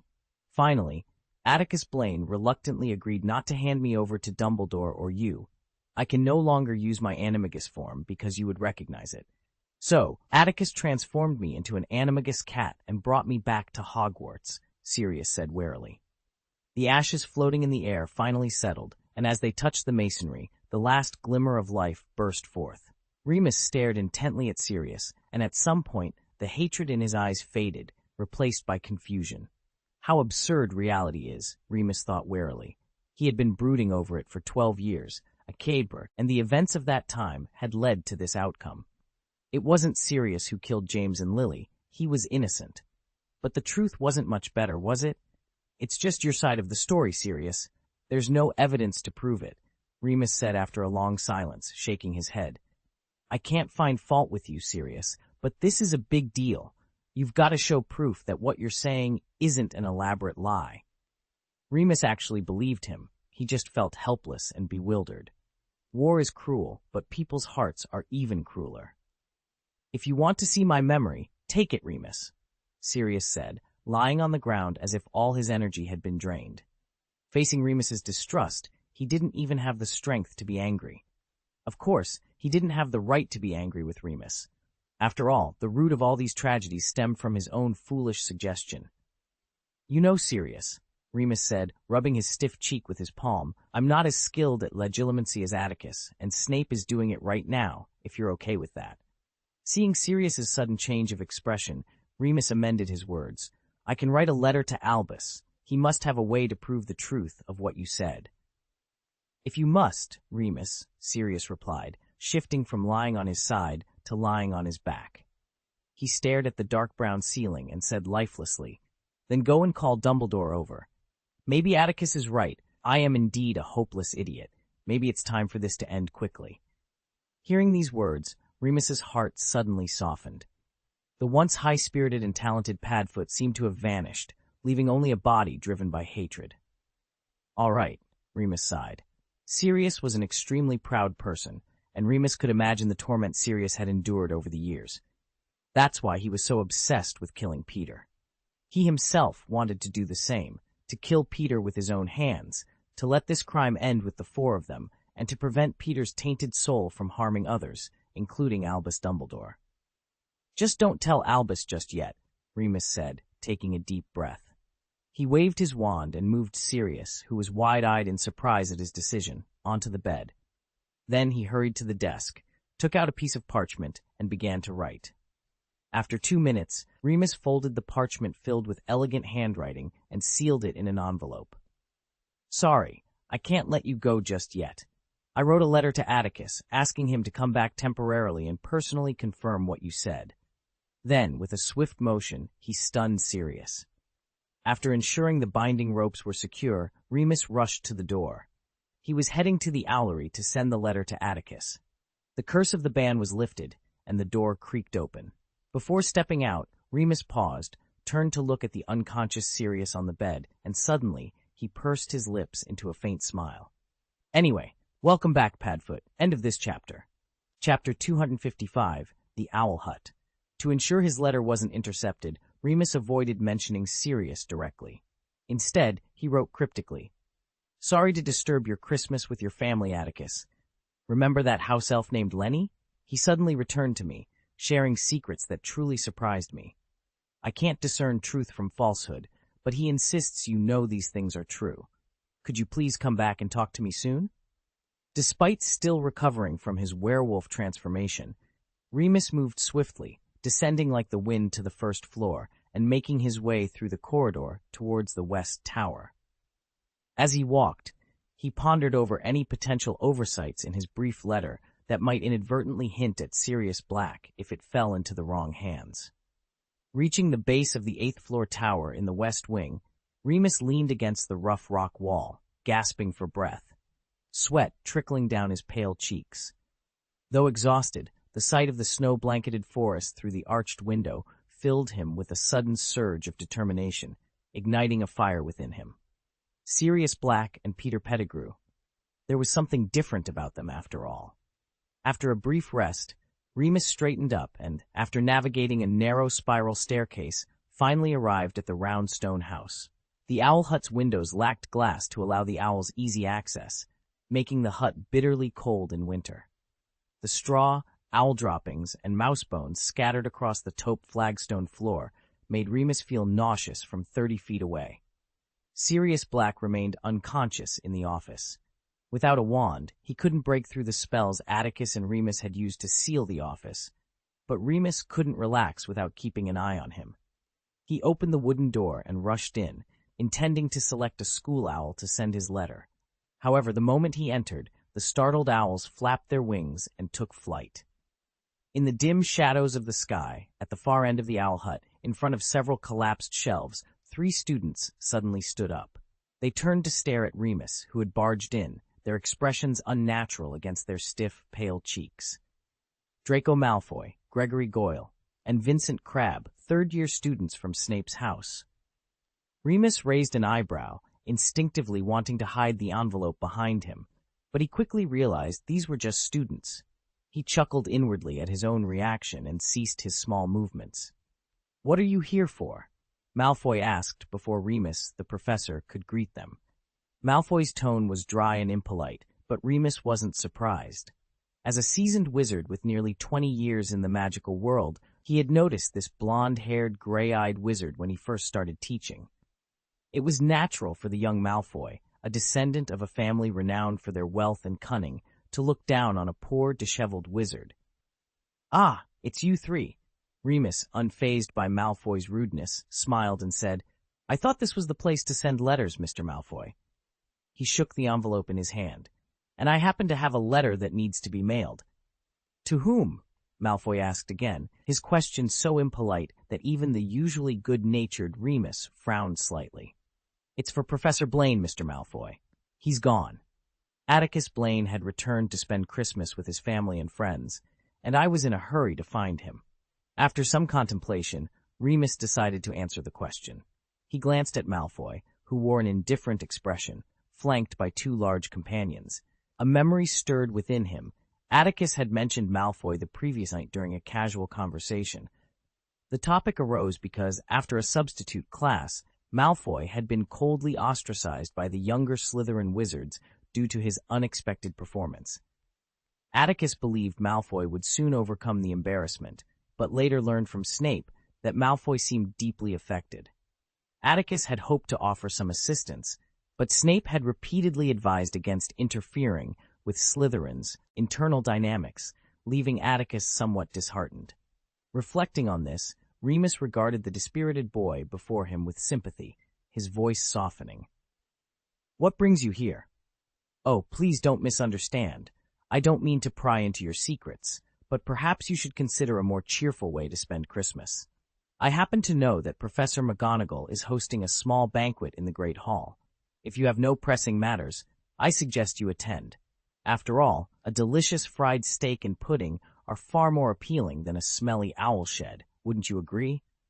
Despite Remus's attempt to persuade them, Malfoy and his companions remained unmoved, standing guard as if wary of him. It was peculiar. What business did these three have in the owlery? "We're not hungry," Crabbe suddenly interjected, producing a lamb chop that had been gnawed beyond recognition. "We ate." Even though Remus had steeled himself for absurdities, the sight of Crabbe's mangled lamb chop struck him as particularly bizarre. "Oh, interesting. Are you dining in the owl shack?" he quipped.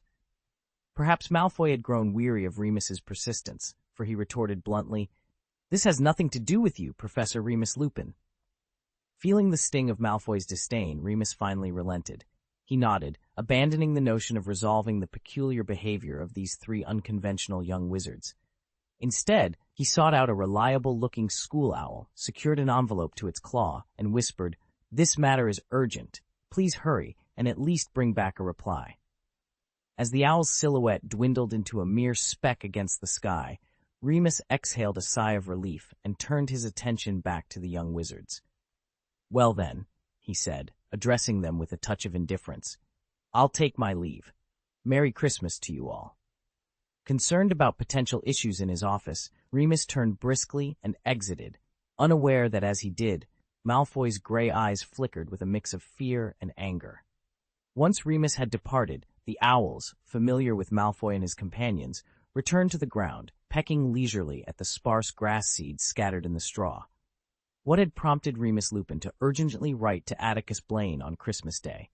A few minutes later, as the owlery returned to its usual state, a mouse with a broken front paw quietly appeared on Malfoy's shoulder. End of this chapter. Chapter 256, The Targeted Malfoy. Returning to early November, the world was shaken by a majestic downpour.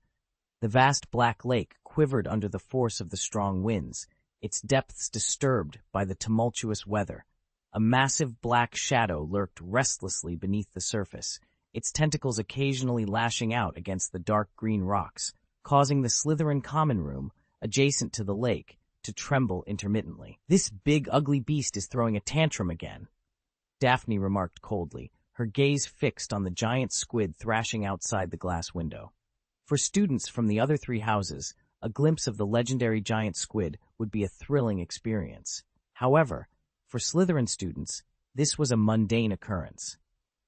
Each time the lake was disturbed, the creature would lose its temper, having been roused from its slumber. It was around noon, and the Slytherin common room, bathed in a faint green glow, was sparsely populated. Most students huddled around the ornately carved fireplace, warming themselves and continuing the previous night's discussion about the Quidditch match between Gryffindor and Hufflepuff. "I can't figure out why Draco would do that. He obviously despises that silly boy Potter," Pansy Parkinson lamented, looking weary and dejected. "It's truly baffling."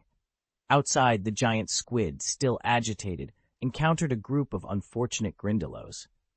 It turned, releasing a series of bubbles large enough to envelop Hagrid, and lashed out with its tentacles, striking the hapless water creatures. Daphne, finding the scene tiresome, turned away and patted Pansy on the shoulder. From any perspective, Draco's actions could be seen as a betrayal. If it weren't for his impulsive behavior, we wouldn't have lost to those foolish, reckless Gryffindor lions. We should have been the ones basking in Professor Blaine's praise. "I don't want you to speak about Draco like that, Daphne," Pansy retorted sharply, her eyes flashing with indignation. "And you have no right, Daphne. Don't forget, your family's businesses rely heavily on the Malfoy family's support. You should show Draco some respect." After an awkward silence, Daphne reluctantly nodded. "You're right, Pansy," she conceded, but then shifted the conversation. "However, I must tell you, Pansy, that most of us, Theodore, Blaise, Millicent, agree that Draco needs to face consequences for his betrayal. We won't be cleaning the owl shack today, unless what, Daphne?" A cold voice interrupted from behind them, causing both Daphne and Pansy to startle. It was Draco Malfoy, flanked by his loyal supporters, Crabbe and Goyle. In the current magical world, aside from a few prestigious pureblood families with significant influence in the Ministry of Magic, the Malfoy family, with its immense wealth, wielded considerable power. The heir's anger made both Daphne and Pansy tremble slightly. Before Daphne could explain her earlier words, Draco raised his chin, staring at her with indifference and a tone dripping with disdain. "Do I need to apologize to you, Daphne? Shouldn't you explain, Draco?" Daphne, unable to be defiant in front of Draco, suppressed her anger and cast her eyes downward, waiting for his response. Daphne's voice was tinged with disbelief as she said, "You let everyone down, Atticus. Theodore, Blaze, Millicent, and I worked so hard to buy time for the Slytherins, but you wasted your energy saving that foolish Potter." "I don't owe you an explanation, Daphne," Draco retorted sharply. However, his expression softened slightly when he noticed Pansy's crestfallen face. After a brief pause, he continued with a firm tone, "But since you're all in agreement, I'll handle the situation myself." "I can help too, Draco," Pansy interjected without hesitation, her eyes fixed adoringly on the assertive Draco Malfoy. "No, Pansy, I don't need any help," Draco replied, gesturing with his thumb towards Crabbe and Goyle, who stood behind him. With that, he turned and walked away. Gryffindor had lost the match against Leapuff, with Potter plummeting from the sky due to a Dementor's presence. Even his Nimbus 2000 was reportedly reduced to a pile of splinters. Professor Atticus Blaine had demonstrated remarkable prowess by directly repelling the Dementors dispatched by the Ministry of Magic to guard Hogwarts. These events should have delighted Draco, but Daphne's words had soured his mood, leaving him without a suitable explanation for his actions. Perhaps he could claim he was repaying Potter for a small favor in defense against the dark arts earlier that year. Yet, admitting such a thing would surely make him a laughingstock in Slytherin. It was lunchtime, and the Great Hall was filled with the enticing aroma of food. As they passed through the foyer, Crabbe and Goyle gazed longingly at the sumptuous dishes laid out on the long tables, their mouths watering. "Can we grab something to eat, Draco?" Goyle asked innocently. "We're too hungry to walk." "Cleaning that filthy stone house is exhausting, Draco," Crabbe pleaded softly. "We're starving." "Do you think I want to spend my day in that stinking stone house, Crabbe Goyle?" Draco snapped, his face flushed with irritation. "I plan to take a walk, explain things to Professor Blaine, and then return. Let's hurry, and we'll make it back in time for lunch." The trio rushed up to the West Tower, stopping outside the shed. As they opened the door, the pungent odor of bird droppings hit them, causing Malfoy to gag. Though he frequented the owl shack, it wasn't until he had to clean it himself that he realized how foul it truly was. Crabbe and Goyle, aware of their task, headed to the corner of the cobwebbed shed where brooms and other cleaning tools were stored, rolling up their sleeves for the job. "Put down those ridiculous things," Malfoy barked, seeing their confusion. He lifted his foot, grimacing at the bird droppings and undigested rat bones stuck to his shoe. "Are your wands just for show?" "But we don't know any cleaning spells, Draco," Crabbe and Goyle admitted in unison, exchanging bewildered glances. "Then do whatever you can," Draco said impatiently, drawing his wand from his pocket. "Just make it look like we've been here." With Draco's directive, Crabbe and Goyle finally found their purpose. As Malfoy retreated to the threshold, the two began waving their wands around the room, resembling trolls clumsily wielding sticks. Crabbe attempted to conjure water to clean the floor, but instead, a small orange flame erupted from his wand, leaping into the air and singeing an owl's tail feathers. They had unwittingly stirred up a hornet's nest. The owls, disturbed from their rest on the high perches, were furious. They spread their wings and took flight, swooping down over Crabbe and Goyle, pecking at them with their sharp beaks. While some owls hovered in midair, others resorted to their more aggressive tactics. Snap! Malfoy, who had been standing at the door, watching the chaos unfold, suddenly felt something warm on his lips. Instinctively, he wiped it with his hand and brought it to his eyes for inspection. To his disgust, he found a sticky gray-brown substance. You, he stammered, his anger boiling over. In an instant, the enraged Malfoy drew his wand and leaped into the room, shouting at the agitated owls, "You beasts, I'll show you what I'm made of." End of this chapter. Chapter 257, Bad Luck with Malfoy joining the fray. Crabbe and Goyle completely let loose. They saw the teasing of the owls as a perfect opportunity to vent their frustrations. The flashes of curses grazed the wings of the owls, causing the little creatures to chirp in fright. Many panicked owls crashed into the hard stone walls, passing out from the impact. "Ha ha! Look at these idiots!" Malfoy's laughter pierced through the chaos, sharp and mocking. "I've got something even more interesting," he declared. With a flick of his wrist, a misty black smoke erupted from the tip of his wand. As the smoke hit the ground, it transformed into a long, wrist-thin black poisonous python. The snake raised its head high, eyeing the owls flying around and occasionally hissing its scarlet tongue. However, the situation didn't unfold as Malfoy had anticipated. Instead of succumbing to deeper fear, the owls became excited. A snow-white owl darted out from the flock, moving so swiftly that the snake couldn't react. Its sharp, steel-like claws raked across the snake's back, leaving Malfoy's conjured serpent lying motionless on the ground, akin to a flobber caterpillar that had overeaten. "Draco, owls like to eat poisonous snakes." Crabbe's dazed comment froze the smile on Malfoy's pale cheeks, fueling his anger further. "Don't run, you bloody beast." Malfoy, seething with rage, unleashed a powerful spell. Thunderbolt Explosion. The light of the explosive curse struck the wall, and after a violent burst of flames, the spell ricocheted off an owl's wings, heading straight for Goyle's stomach. "Get out of the way." Malfoy realized his impulsiveness too late. The enclosed owl hut was a dangerous place for such a spell. Before Goyle could react, Malfoy charged forward like a bludger, knocking Goyle back a few steps and narrowly avoiding the blast himself. However, the explosive curse hit the floor, detonating again and sending Malfoy airborne. He would spend a few days in the school hospital for this. In the ensuing seconds, the explosive curse ricocheted around the stone house, the sound of crackling explosions echoing endlessly. Finally, after toppling a dusty wooden shelf in the room's far corner, the rebounding curse light flew out of the stone house through a window, disappearing into the distance. After the commotion, the owls no longer engaged with Malfoy, Crabbe, and Goyle. They fled the scene through the small windows in the stone walls, leaving the owl hut filled with dust. The ground and surrounding stone walls were pockmarked with small radial craters from the explosive curse. The trio lay on the ground, desperately covering their ears, wishing they could burrow into the haystack. "Oh, damn it!" 5 minutes later, Malfoy exhaled a puff of thick smoke, standing up dazedly with his hand on his forehead. Seeing the chaotic mess before him, his flushed face turned completely black with frustration. "What do we do, Draco?"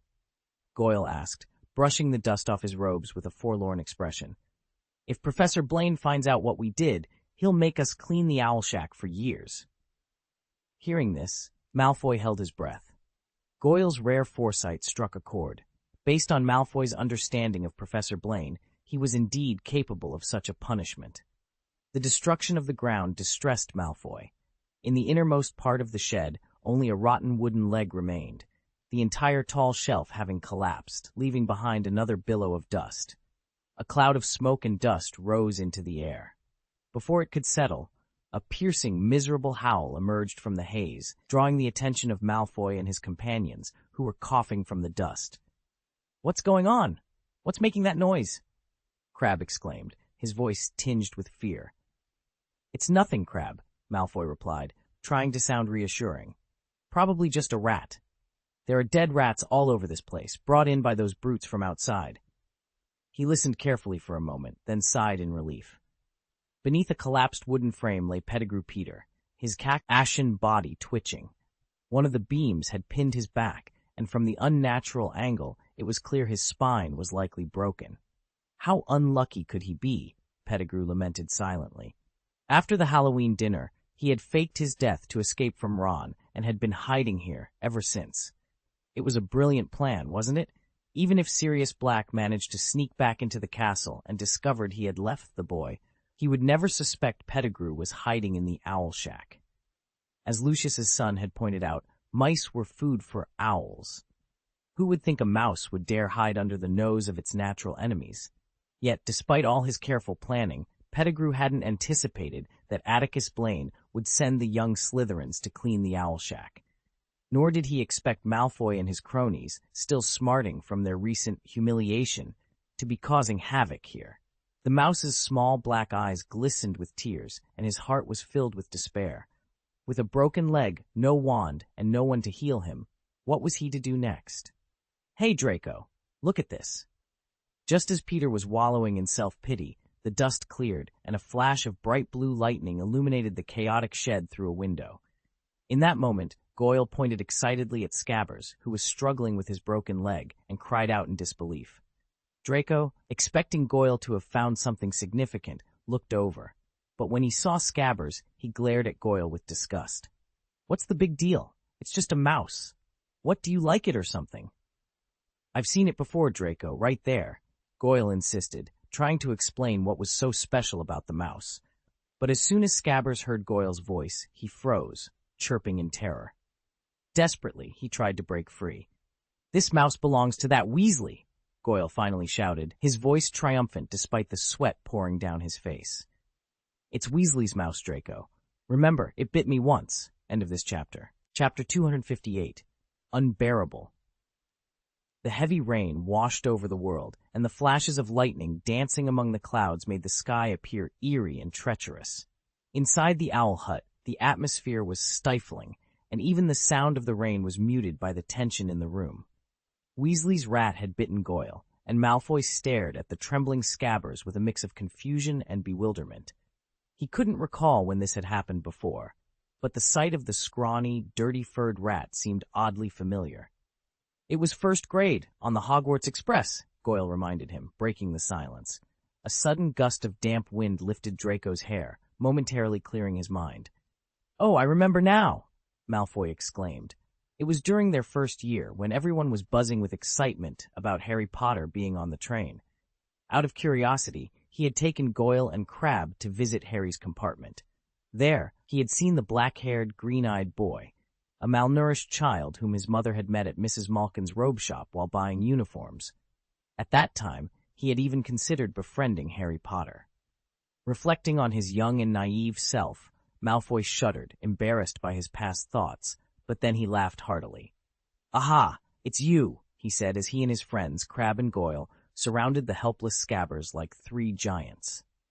Malfoy tapped Scabbers' head with his wand, a malicious grin spreading across his face. "Cowardly Potter's friend, rat of the pathetic Weasley, what are you doing?" As he looked at Scabbers, whose whiskers trembled with fear, the frustration that had been building since Professor Blaine's practical class began to dissipate. Malfoy poked Scabbers repeatedly with the tip of his wand. "You ran away from home, didn't you? But why?" He knelt down, examining Scabbers' broken leg with interest. "Is Weasley so poor he can't afford to keep a mouse, so you have to fend for yourself?" Crabbe and Goyle laughed, entertained by Malfoy's taunts. "Come on, guys," Malfoy urged, oblivious to the very human fear in Scabbers' eyes. He stood up abruptly, pushing his friends back a few steps. Then, from 10 feet away, he pointed his wand at Scabbers, laughing wickedly. "Let's have some fun." Scabbers scratched the ground desperately, hoping to escape, but the strength of a mouse was no match for the heavy wooden frame. The pain from his broken leg tormented him. What should he do? Peter felt despair wash over him. Blake hadn't come to his rescue, and now these annoying boys had found him, showing no intention of letting him go. Suddenly, Peter felt the pressure on his wounded back ease. He was overjoyed, thinking he had finally escaped the wooden frame's grip. Just as he was about to scurry into the shadows on his remaining 3 paws, he felt his body lift into the air uncontrollably. Malfoy watched Scabbers' awkward, dangling limbs with growing amusement. "Let me see. Oh, there's—" His eyes darted around excitedly, landing on a large splatter of gray-green bird droppings beneath the perch. His gray eyes lit up with mischief. "Look how Weasley has starved you, little one." With a sudden flick of his wand, Malfoy sent Scabbers soaring through the air, tracing a graceful arc before crashing headfirst into a go, and he remembered the lesson vividly. "You can't kill me," Malfoy repeated, his voice cracking with desperation. "My father will find out, and you'll be hunted down." Peter Pettigrew, the man who had moments ago been a mere mouse, sneered at Malfoy's plea. His eyes, small and beady, glinted with malice. "Oh, I'm not going to kill you, young Malfoy," he said, his voice dripping with venom. "But I will make sure you remember this day." Malfoy shivered, his mind racing with fear and confusion. He had never encountered such a terrifying situation before. The reality of his predicament was sinking in, and he realized that his usual bravado and family name might not save him this time. Meanwhile, Crabbe and Goyle, who had been thrown aside like rag dolls, were slowly regaining their senses. They exchanged bewildered glances, still trying to comprehend the bizarre transformation they had witnessed. Their loyalty to Malfoy was unwavering, but their courage was faltering in the face of this unexpected threat. Peter's grip on Malfoy's neck tightened momentarily before he released him, shoving him backward. Malfoy stumbled, barely managing to keep his balance. He looked at Peter with a mixture of hatred and fear, his mind desperately searching for a way out of this nightmare. "Consider this a warning," Peter hissed, his wand still trained on Malfoy. "Next time, think twice before you decide to torment someone weaker than you. You never know who might be watching." With that, Peter turned away, his form shifting once more into the small, unassuming shape of Scabbers the Rat. In an instant, he scurried away, disappearing into the shadows of the owl shed. Malfoy stood frozen, his heart pounding in his chest. The reality of what had just happened was overwhelming, and he struggled to process it. He glanced at Crabbe and Goyle, who were slowly getting to their feet, their expressions a mix of confusion and concern. "We need to get out of here," Malfoy muttered, his voice barely above a whisper. "Now." Without another word, the three of them hurried out of the owl shed, their footsteps echoing in the silence. As they made their way back to the safety of the castle, Malfoy's mind was a whirlwind of thoughts. He knew he had narrowly escaped a dangerous situation, and the encounter with Peter Pettigrew would haunt him for a long time to come. Dumbledore, the headmaster, and Professor Atticus Blaine are both at the school. "You won't be able to escape, even if you kill us," Draco Malfoy declared defiantly. Peter Pettigrew, panting heavily, chuckled, "Ha ha! Clever boy! You truly are Lucius's son." His small, beady eyes flickered with a moment of hesitation. Indeed, this was what he feared. Otherwise, these three troublesome kids would have already been reduced to lifeless bodies. "What do you suggest I do, Mr. Malfoy?" Peter pondered for a moment, an idea forming in his mind. Yet he maintained his sinister grin as he faced Malfoy. "Since you've uncovered my true identity, you must realize I can't simply let you go." End of this chapter. Chapter 259, The Disappeared Soul. At this moment, Malfoy cursed all 18 generations of Ron Weasley's ancestors. How could this fool keep such a dangerous man as a pet without realizing it? And yet, by sheer misfortune, he had stumbled upon the man's true form. Malfoy couldn't fathom why this man had transformed into a mouse and hidden at Hogwarts, but it was clear he was plotting some unreliable conspiracy. In this situation, Malfoy thought, if he were this man, he wouldn't spare himself, Crabbe, or Goyle. Was he really going to die here today? In this life-and-death moment, Malfoy's mind raced faster than it ever had in his 13 years. He desperately searched for a way to save himself. Suddenly, he caught a glimmer of hope in the words of this unknown, dangerous figure. "You know who my father is, sir," Malfoy gasped, struggling to breathe with the man's hand around his throat. He dared not resist too much, as the man had his wand pointed directly at him. Peter was taken aback by Malfoy's words. He tilted his head, his small eyes filled with malice. "I do know your father, but so what? Do you think invoking his name will make me let you go?" "I think you might be my father's friend, sir," Malfoy choked out, his eyes brimming with tears. He stared at the ugly man with hope and pleading, speaking each word with deliberate care. "I venture to guess that you must have stayed by Ron Weasley's side to teach that idiot a lesson." With his mind clearing, Malfoy spoke more smoothly. "That self-defeating family must have annoyed you somehow, right? You want to deal with them. I can offer you some help, sir. My father has always despised their family. If you join forces with my father, I bet even Dumbledore can't protect the Weasleys. We can drive this disgraceful group out of the British wizarding world." To be honest, Peter was a bit surprised by Malfoy's behavior. He had been by Ron's side since entering Hogwarts, and in less than 3 years, he had witnessed Draco Malfoy causing trouble for the Potter trio countless times. In private, he had often heard Ron curse Draco Malfoy. He knew the boy, a quintessential Slytherin, the perfect pureblood, proud, arrogant, sensitive, and vulnerable all at once. But what Draco Malfoy just said made Peter realize that this little boy had some cleverness. Well, Peter hesitated for a moment, the grip on Malfoy's throat loosening slightly. Smart boy, I do have a grudge against the Weasleys, but they are staunch supporters of Dumbledore, so even though I've had countless opportunities to take their lives over the years, I'm worried. Hearing this, Malfoy broke out in a cold sweat, his perception of the man's danger deepening. He had thought the man merely wanted to humiliate the Weasleys, not kill them. His father had never planned to kill the Weasleys. Despite everything, the Weasley family was one of the 28 pure-blood families with a long history, intricately linked with many prominent families and dignitaries in the magical world. Killing them would undoubtedly offend most of the British wizarding world, and even the Malfoy family couldn't withstand such backlash. "My father can help you," Malfoy said, his face pale. Though he inwardly cursed Peter as a lunatic, he maintained a respectful demeanor. "I'm sure you know my father is capable." In the first half of the year, Atticus Blaine had managed to briefly drive Dumbledore out of Hogwarts. "I can help you convince my father, as long as Dumbledore loses power," Malfoy said, his words making Peter even more hesitant. Distress was evident on Peter's sagging cheeks, as if he was struggling with the decision of whether to let Draco Malfoy go. Sensing this, Draco boasted even more about his father's omnipotence, claiming that Lucius could send Dumbledore to Azkaban at any time if he wished. "Well, boy, you impress me." Malfoy's mouth was trembling, and Peter finally nodded reluctantly. He stared at the ecstatic Malfoy and said in a gloomy tone, "You have to keep my identity a secret, kid. Otherwise, even if you are Lucius's son, I won't let you go." With a snap, Peter released him, and Malfoy fell to the ground. At that moment, Crabbe and Goyle, who had been lying on the ground nearby, slowly opened their eyes. They sat up in a daze, staring blankly at the sweating Draco, who was holding his wand. The strange man, whose name they couldn't recall, stood rigidly, leaving them unsure of how to react. Suddenly, Malfoy jumped up from the ground like a startled monkey.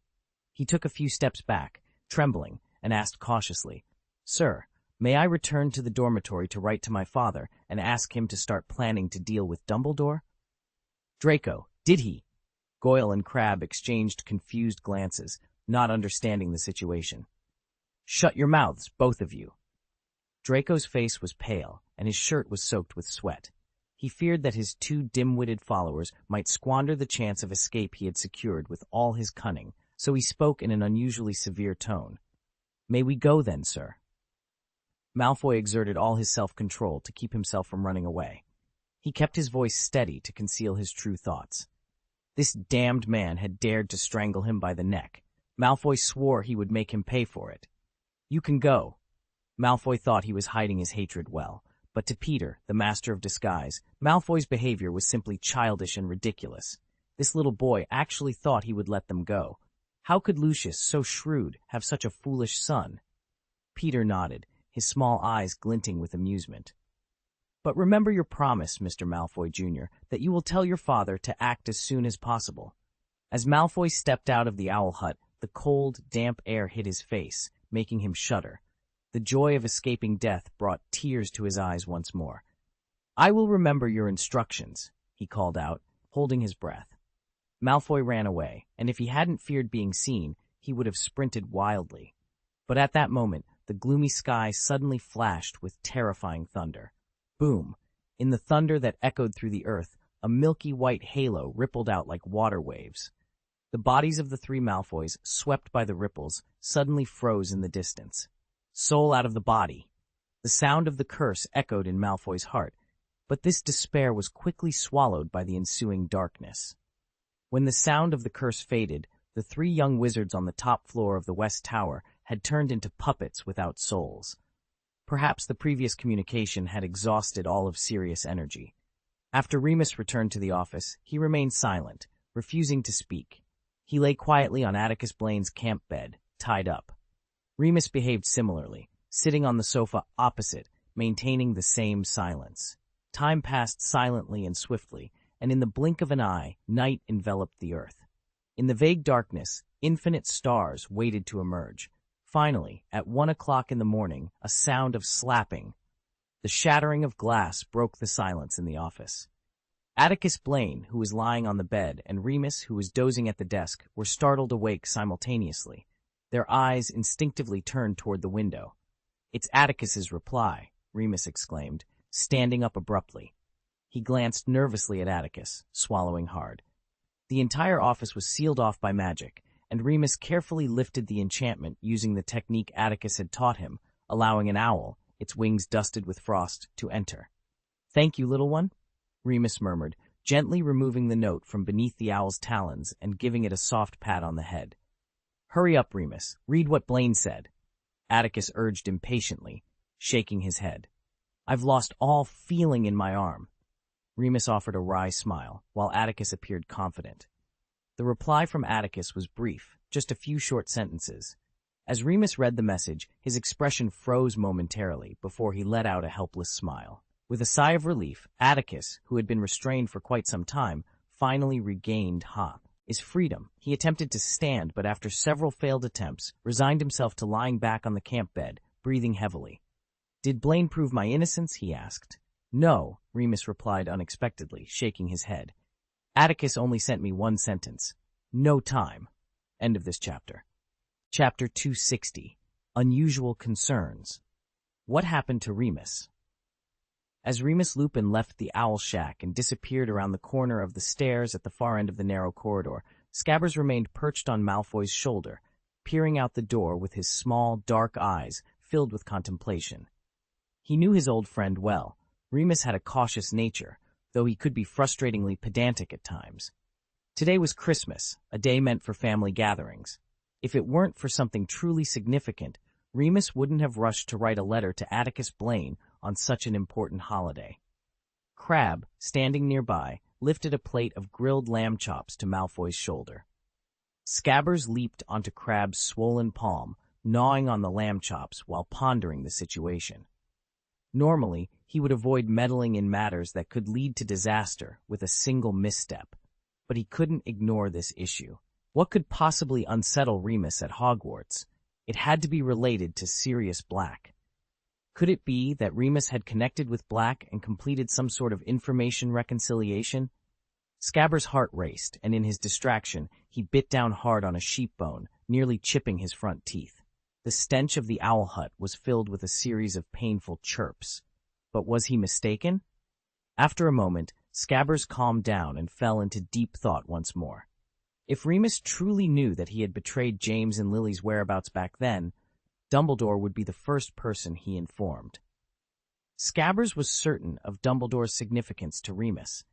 Regardless, something important must have happened at the school, and he was completely in the dark. This wouldn't do. Scabbers rubbed his red and swollen gums with a paw missing a finger, a thought forming in his mind. Although he had left the Weasley boy, he was still lurking in the school. He had managed to erase the memories of the 3 unfortunate Slytherins, but he risked being caught by Dumbledore and Blaine. His purpose wasn't just to steal food. He needed to ensure he had access to first-hand information. Having survived the brutal war years, Scabbers understood the importance of information. It seemed Dumbledore hadn't returned, and Remus's letter indicated that Atticus Blaine was also absent from the school. In this situation, the risk of venturing out seemed less daunting. Swallowing the charred mutton in his mouth, Scabbers gazed out at the serene, snow-covered world through the window for a long time before finally making up his mind. In the festively decorated Great Hall, all the long house tables had been moved to the walls, and a single table that could accommodate a dozen people was placed in the center. By the time Harry, Ron, and Hermione returned from sending the eye-catching firebolt back to the dormitory and made their way to the Great Hall again, most of the seats were occupied, except for the heads of the 4 houses and Filch, who wore a musty tuxedo, overwhelmed by the students who had stayed at the school. "Come on, Potter!" Professor McGonagall stood up and waved to the trio, her tone much gentler than it was in class. "Before Dumbledore left, he specifically asked me to bring some festive cheer to the children staying at school." Harry, Ron, and Hermione sat side by side at the end of the table, but it was clear that the atmosphere among them was tense. They had just had another argument in the common room, and the subject of their quarrel was, undoubtedly, the the mysterious firebolt that had appeared out of nowhere. Hermione believed that since Professor Lupin, Atticus Blaine had given clear instructions, Harry was to send the broom to Professor McGonagall and Professor Flitwick for inspection before Professor Blaine returned to school. However, Ron, known for his quick wit, immediately countered, "It's just a suggestion, Hermione. Lupin didn't explicitly tell Harry to do that. We can hold on to the firebolt for now and send it to Professor Blaine when he comes back. Until then, we just won't use it." "You're being reckless, Ron," Hermione retorted, her cheeks flushed with frustration. It was obvious which choice was safer and which was not. Harry, however, didn't dwell on it long. He made a decision that aligned with his desires. After all, it was a firebolt. Most wizards would never get the chance to touch its perfectly streamlined handle. Even if the broom was potentially dangerous, Harry wanted to keep it for a few more days. So, Professor McGonagall smiled as she watched the 3 young Gryffindors take their seats. She glanced around, noticing that all the students were eagerly awaiting her words. "I have nothing much to say, folks. Oh, just one thing. Enjoy your meal." The clatter of knives and forks filled the great hall as everyone began to eat. Harry reached for a baked potato when suddenly the sound of hurried footsteps from the foyer drew everyone's attention. It was Malfoy. He appeared to have been running, his hair damp and his pale cheeks glistening with sweat. Harry and Ron exchanged puzzled looks, but before they could voice their thoughts, Snape addressed the question on everyone's mind. "Why are you alone, Draco?" Professor Snape asked, eyeing Malfoy suspiciously. "Where are Crabbe and Goyle?" "They're full, so they didn't come, Professor," Malfoy replied awkwardly. Ron couldn't help but snicker. The idea of Crabbe and Goyle having enough to eat was almost unheard of at Hogwarts. Harry nudged Ron with his elbow, as Snape was glaring at him coldly. Even Ron could see through Malfoy's flimsy excuse, and Snape surely did too. Snape's eyes narrowed, a mix of concern and disdain flickering within them. With limited seating options, Malfoy hesitated before reluctantly sitting between Snape and Professor McGonagall. "Professor Lupin, as far as I know, should still be in school. Why isn't he here?" Malfoy's seemingly random question disrupted the festive atmosphere of the Christmas dinner. Harry and Ron immediately turned their attention to Malfoy, and even Hermione, who had been contemplating whether to speak with Professor McGonagall privately, blinked in surprise. Malfoy, showing concern for Professor Lupin's attendance? "Surprises me, Draco," Snape remarked, scrutinizing Malfoy. "I always thought you didn't care for him." Malfoy seemed to realize the oddity of his inquiry. He quickly added, "I just sent a letter to my father from the Owlery, and Professor Lupin was there to post something too." Snape appeared ready to probe further, but Professor McGonagall interjected, her tone firm. "This is a Christmas dinner, Severus, not a Ministry of Magic courtroom." She then turned to Malfoy with a softer expression. "I'm afraid Professor Lupin is unwell again. He mentioned to me earlier that he had no appetite. But if he knew how much you cared, Mr. Malfoy, I'm sure he wouldn't mind joining us." The initial commotion gradually subsided, and the dinner continued with a renewed sense of camaraderie. During the 2-hour Christmas dinner, Malfoy's behavior was surprisingly ordinary, causing Harry to lose interest in observing him. Instead, he engaged in conversation with Ron at the table. Meanwhile, Hermione leaned in to whisper about something Malfoy had just mentioned. "You think," Harry began, chewing on a tender and juicy steak. He used a candlestick to shield their conversation from the professor's view and asked in a low voice, "Malfoy said he saw Professor Lupin sending a letter. Do you think it could be about my firebolt?" Hermione, sipping her pumpkin soup, rolled her eyes in exasperation. "Honestly, I think Professor Lupin is more concerned with parchment than that mysterious firebolt." End of this chapter.